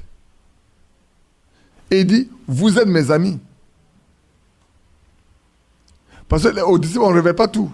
Mais à ses amis, on révèle tout. C'est pas ce que le Seigneur a dit. Il dit, maintenant là, je peux vous parler. Franchement, vous êtes mes amis. C'est vrai quand vous chantez le cantique. Ami fidèle. Quel ami fidèle. Quel ami fidèle et tendre nous avons en Jésus-Christ. Quel ami fidèle et tendre Peut-être souvent quand nous chantons, on ne fait pas attention. Mais non seulement il est fidèle, mais il est aussi tendre. Il n'est pas dur. Il est tendre. Quelque chose qu'on peut... Tu vois, non, c'est mou, c'est flexible. Le Seigneur, il est flexible. Quoique c'est la loi est la loi, mais pour nous, il est flexible. Il nous prend tel que nous sommes et il est prêt à toujours nous aider à aller à vaincre. Donc, soyons flexibles. Soyons indulgents. On a lu ce matin tout à l'heure, non? Soyons indulgents. Soyons bienveillants. Soyons toujours prêts à faire du bien. Est-ce qu'on peut se faire du mal soi-même? On ne se fera que du bien tous les jours, n'est-ce pas? Alors, laisse-moi parler encore du foyer. Alors, si tu ne peux pas faire du bien, mais fais du bien toujours à ta femme. Fais du bien toujours à ton mari. Quand tu fais du bien à ton mari, tu te fais du bien à toi-même. Quand tu fais du bien à ta femme, tu fais du bien à toi-même. Et dans l'église, quand on fait du bien en vous, parce que vous formez un seul corps, vous avez été appelé à former un seul corps. Alors quand on fait du bien à un, c'est à tout le corps qu'on fait du bien.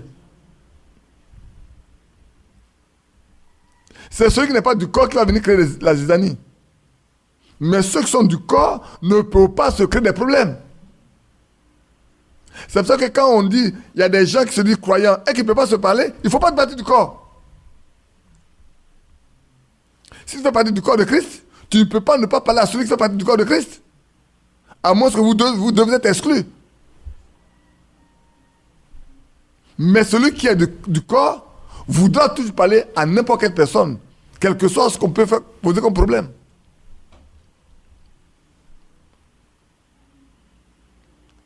Je rappelle, je relis, et que la paix de Christ, à laquelle vous avez été appelés pour former un seul corps, règne dans vos cœurs. Cette paix règne. On en a parlé, on a parlé de comment connaître la volonté de Dieu. On a parlé du cœur, on a parlé de la paix de nos cœurs. Quand nous prenons une décision et que nos cœurs sont troublés, cette paix est partie, nous devons savoir que nous sommes en dehors de la volonté de Dieu. Nous devons revenir en arrière pour, quand nous disons une chose et puis, paf, notre cœur se trouble, on doit se dire, Seigneur, je viens de dire quelque chose qui n'est pas correct. Oui, frère. Revenez ici un peu. Que cette paix règne dans vos cœurs. Si la paix de Christ règne dans mon cœur, et qu'il règne dans le cœur de mon frère et de ma soeur, s'il règne dans le cœur de ma femme et il règne dans mon cœur, est-ce qu'il peut y avoir des troubles au milieu de nous? Non. Il ne peut même pas avoir de dissensions. Parce qu'on ne veut que de la paix parmi les enfants de Dieu. On forme un seul corps. Et dans ce corps-là, il y a un seul cœur. C'est vrai ou c'est faux? Un seul corps. Quand il y a un seul corps, il y a un seul cœur. Et une seule âme. C'est comme ça que ça a été. Dans Acte 3, c'est pas comme ça qu'on nous a dit. Ils étaient un cœur, une âme. Ceux qui avaient cru. La multitude qui avait cru était un cœur et une âme. Et nous, on n'est que deux. On ne peut pas faire un cœur et une âme.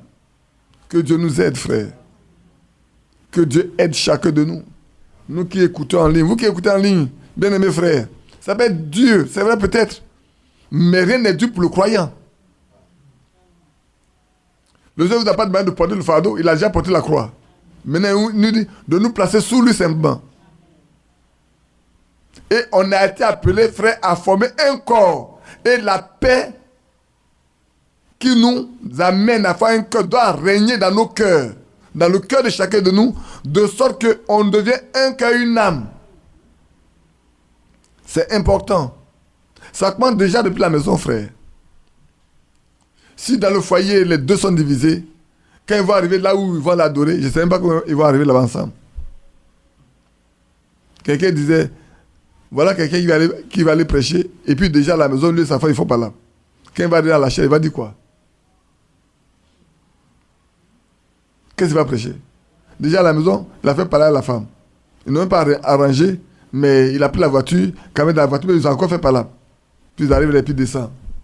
Et puis devant tous les autres frères. Alors frère, bonjour frère, bonjour, bonjour frère, que Dieu te bénisse. Que Dieu te bénisse. Par quelle bouche parles-tu? Par quelle bouche parles-tu? Alors, Jean-Marie va venir chanter, puis il arrive, il doit faire parler là-bas, puis il arrive ici. Frère, on va chanter. Tu as chanté quoi? Faut te taire, faut plus chanter ici.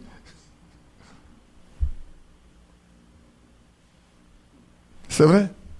Ce jour-là, quand tu arrives là, il faut demander à quelqu'un d'autre de chanter à ta place.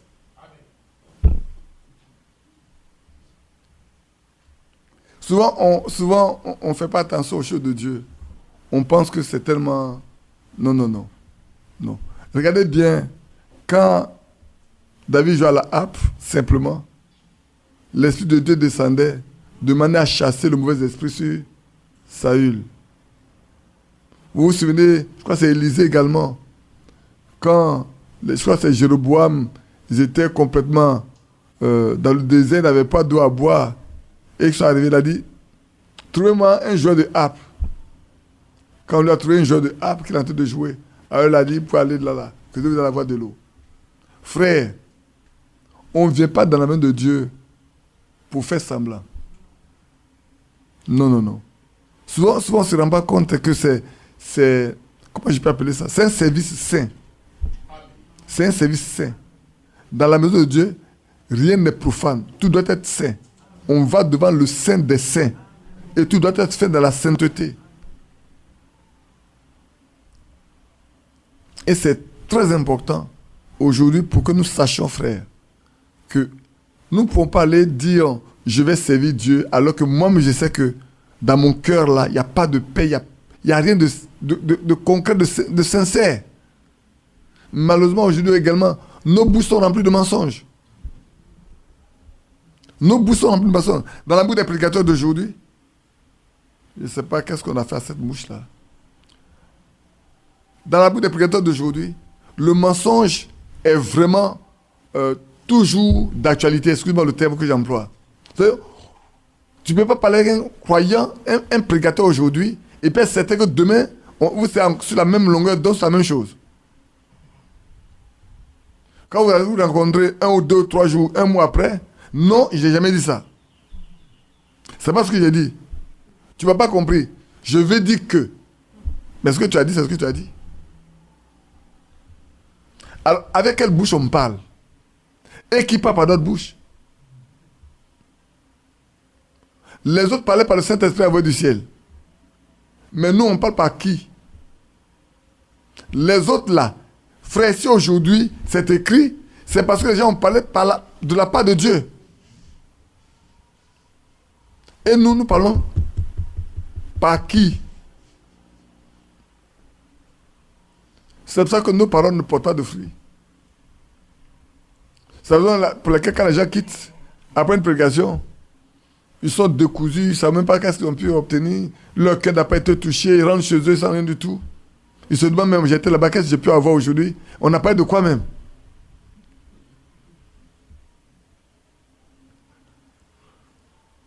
C'est vrai ou c'est faux? Ça vous est arrivé, non? Vous arrivez, vous dites, mais attends, on n'a pas de quoi aujourd'hui même. Si c'est le cas, c'est qu'il y a un problème. Que Dieu nous aide. Que Dieu aide les prédicateurs à parler de la part de Dieu. Que Dieu aide les prédicateurs. Priez pour que les prédicateurs qui vous parlent de la part de Dieu. Frères, ceux qui parlaient avant, ce n'est pas des gens élogieux qui parlaient d'un haut langage. On dit qu'ils parlaient le langage du peuple.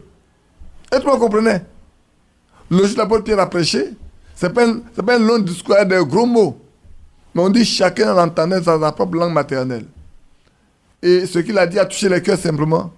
Et il y a eu des gens qui sont convertis ce jour-là. 3000 personnes ont donné le cœur au Seigneur. Aujourd'hui, on passe 3 heures, 4 heures, 5 heures, 6 heures, 7 heures. Il n'y a rien. Demain, quand tu retrouves la même personne, il vit la même chose. La vie n'a pas changé. Elle est toujours la même. Que Dieu nous aide. Alors, je vais aller vite pour terminer. Et soyez reconnaissants que la parole de Christ demeure en vous dans toute sa richesse. Ici, même si on n'a pas fini, j'ai tellement d'écritures à lire que ça là, je pense que il est déjà 17h. À 17h, j'ai arrêté. Parce que je vais prendre le temps de vous lire les écritures pour montrer comment la parole de Dieu contient de grands trésors et de grandes richesses. J'ai relevé beaucoup de passages pour montrer combien de fois on a un trésor pour nous. C'est pour ça que quand on mangeait, un frère disait, je commençais au verset 5, mais on pouvait lire après le verset 1. Et c'est vrai. C'est vrai, je me suis intéressé après le verset 5, mais le verset 1 jusqu'au verset 3, et même le verset 4 est important. Regardez bien ce qu'il dit. Si donc vous êtes ressuscité avec Christ, cherchez les choses d'en haut, où Christ est attaché à la droite de Dieu. Attachez-vous aux choses d'en haut, et non à celles qui sont sur la terre. Frère, alors, à quoi nous allons nous attacher qui est en haut? Si c'est que les trésors pour notre vie future, les choses d'en haut, pas celles qui sont sur la terre. Celles qui sont sur la terre sont périssables. Quelle que soit la nature du bien qu'on va te donner, ce bien est périssable. Qu'on vous donne de l'or ou pas, regardez bien sur la bourse, nous qui sommes des financiers, madame l'analyste financière, vous regardez sur la cour, on dit le cours de l'or est en train de baisser. Vous savez avant, pourquoi est-ce que la Russie et les autres demandent que maintenant là, on leur paie dans la monnaie réelle? Parce qu'ils veulent faire chuter le cours des autres monnaies. De sorte que quand cette monnaie n'a plus de valeur, il va vous demander de lui payer en or.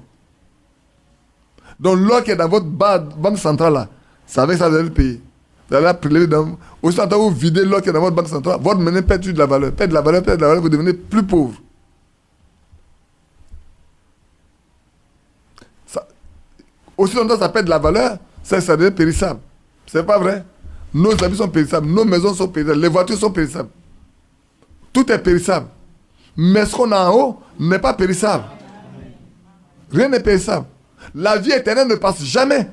Le premier grand trésor dont on va parler, c'est vrai, je ne veux pas me précipiter. Frère, la vie éternelle, tout le monde n'a pas la vie éternelle. Et il n'est pas donné à tout le monde d'avoir la vie éternelle. Quand on dit que le nom a été écrit dès la fondation du monde dans le livre de vie de l'agneau qui a été immolé, tous les noms n'y sont pas. Tout le monde n'y a pas part, frère. Donc prenons garde, frère. C'est un trésor. Donc revenez ici. Je vais peut-être m'arrêter tout à l'heure là. Que la parole de Christ, soyez d'abord reconnaissant, que la parole de Christ demeure en vous dans toute sa richesse. Frère, que la parole de Christ demeure en vous. La foi vient de ce qu'on entend, et ce qu'on entend vient de la parole de Christ. La foi, elle vient de ce qu'on entend, et ce qu'on entend vient de la parole de Christ. Si la parole de Christ n'est pas apportée, il n'y a pas de foi qui puisse naître dans vos cœurs. Ça n'existe pas. Et s'il n'y a pas de foi, on ne peut pas plaire à Dieu. On ne peut plaire à Dieu que si on reconnaît que Dieu existe. Et qu'il est capable de faire ce qu'il dit. Alors, le matin, il dit à frère, vous savez, j'aime bien lire Ésaïe 43 là. Permettez-moi de vous lire Ésaïe 43. Je crois que c'est ça. Le matin, on a lu quelque chose dedans. Ésaïe 43.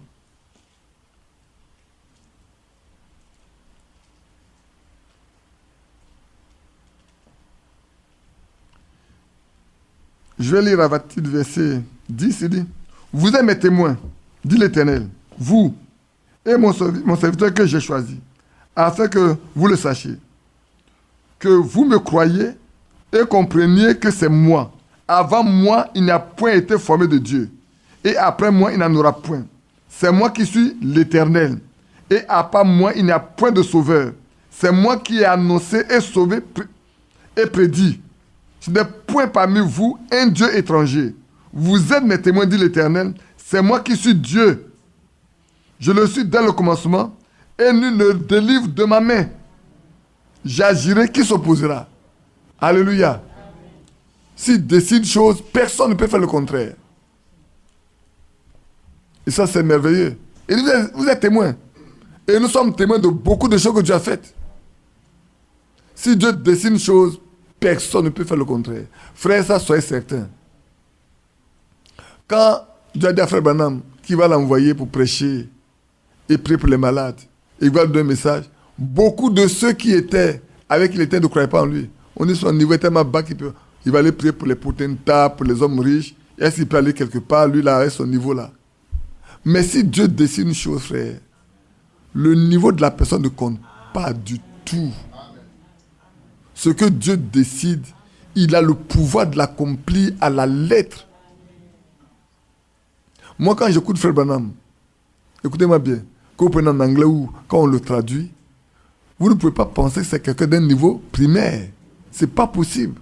Quelqu'un qui a enseigné même des docteurs, des médecins, des choses concernant la guérison divine. Moi, quand j'écoute Frère Branham, je dis, si ce n'est pas Dieu, ça ne peut pas se faire. Ce n'est pas possible. Puisqu'il y a des choses même qui sont dans la Bible là, que les gens ne peuvent pas comprendre. Aujourd'hui, écoutez-moi bien, aujourd'hui, les choses sont simples pour nous. Parce que c'était révélé. Et même il y a des points qui sont révélés qui sont encore très difficiles pour nous. Mais à lui, Dieu a donné d'expliquer simplement la chose. Tout simplement même. Ça fait la fin de je vous ai lu. Il dit même, l'époux de Christ, il dit c'est un mystère. Et il cite la relation entre la femme et son mari dans Éphésiens 5, verset combien? 30? Non, je vous donne le verset. Il ne faut pas que quelqu'un dise frère, il a dit des choses qui n'est pas correct. Verset 28, non? C'est le verset 28. Laissez-moi regarder. Oui, le verset 28. C'est ça. Et le verset 28, verset 29. 28, 29. C'est deux versets. Il prend ça. Il dit c'est un mystère. C'est un mystère. Le corps de Christ, c'est l'époux. C'est un mystère. Il le lit avec... Il le prend en relation avec ce lien qui existe entre l'homme et la femme.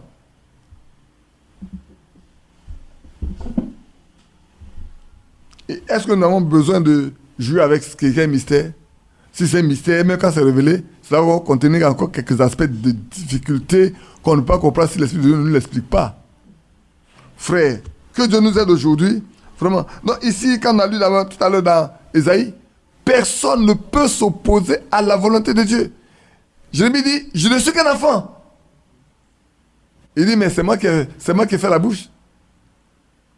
Tu dois leur parler. Ne les crains pas.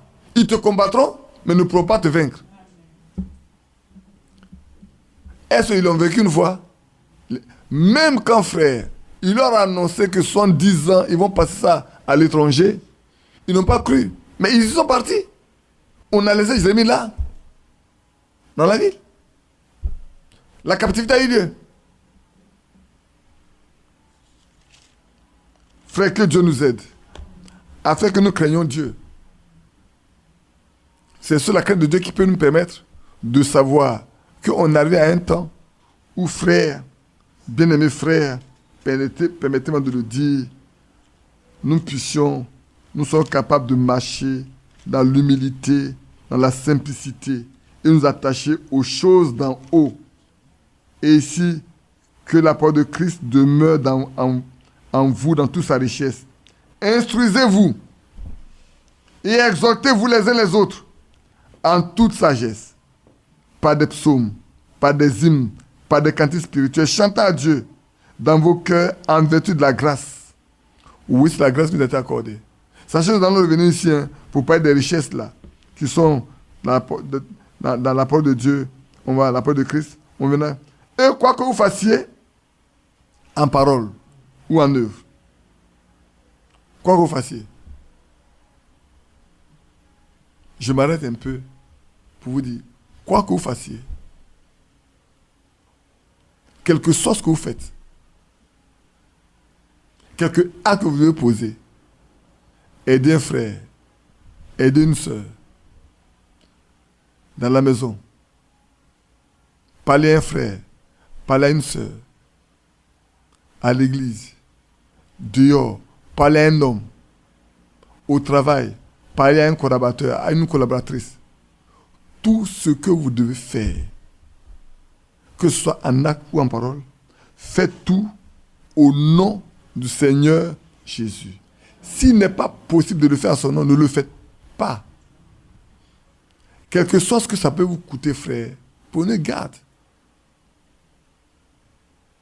Ne le faites pas.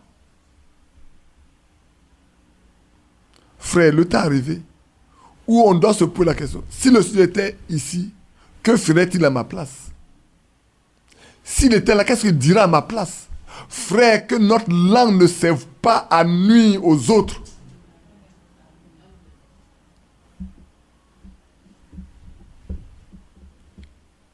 Le Seigneur tire vengeance de certaines choses auxquelles on ne fait pas attention.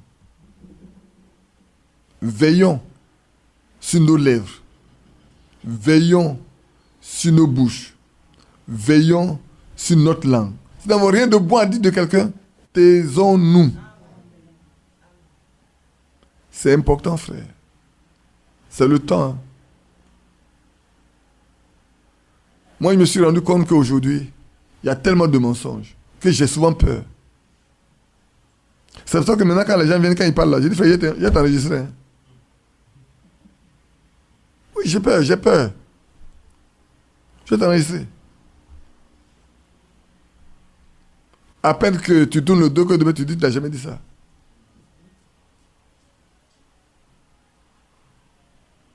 Je vous ai dit que, non, ça je vous l'ai dit, peut-être en privé, où le Seigneur m'a montré comment m'accuser d'adultère. Je me retrouve dans l'église, je trouve 3 types d'adoration. Et au moment où on m'accusait d'adultère, il y a un frère qui s'est levé m'accuser vraiment d'adultère. Et je le connais.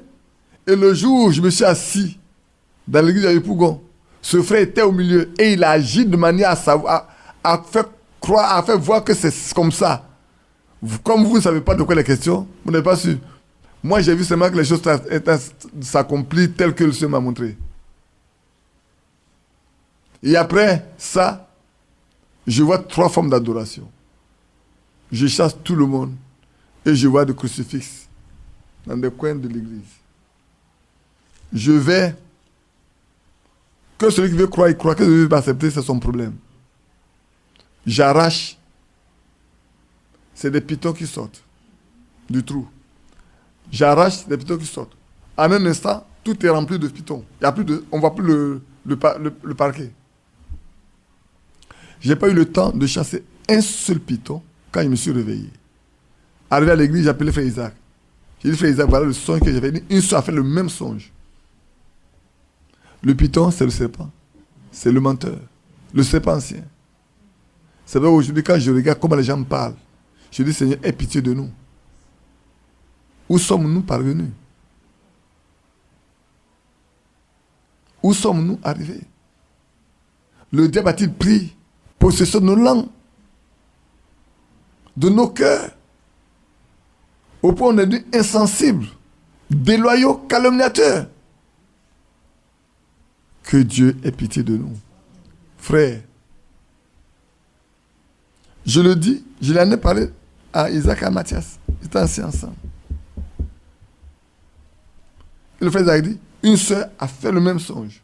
Il dit, ah, si je ne suis pas le seul, parce qu'on peut penser que c'est parce que c'est la situation comme ça que je vais raconter ça. Si une sœur a fait ça avant moi, ça prouve qu'il y a un problème.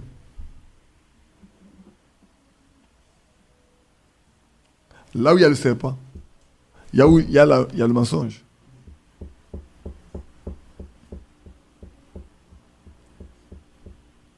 Il a toujours été le menteur dès le commencement. Le trompeur. Frère. Veillons sur nos lèvres, frère. Veillons sur nos langues, sœurs. Veillons. Veillons sur nous-mêmes. De peur que nous soyons jugés par Dieu. Il a dit, au jour du jugement, tout homme rendra compte de toute parole vaine qu'il aura prononcée. Frère, c'est pour ça que ne prononcez pas n'importe quelle sorte de parole à l'égard de qui que ce soit. Prenez garde. Quoi que vous fassiez, en parole ou en œuvre, faites tout au nom du Seigneur, en rendant par lui des actions de grâce à Dieu le Père. En rendant des actions de grâce. Si les œuvres que vous posez, les actes que vous posez, les paroles que vous prononcez, vous ne pouvez pas le dire, ah Seigneur, je le dis en ton nom.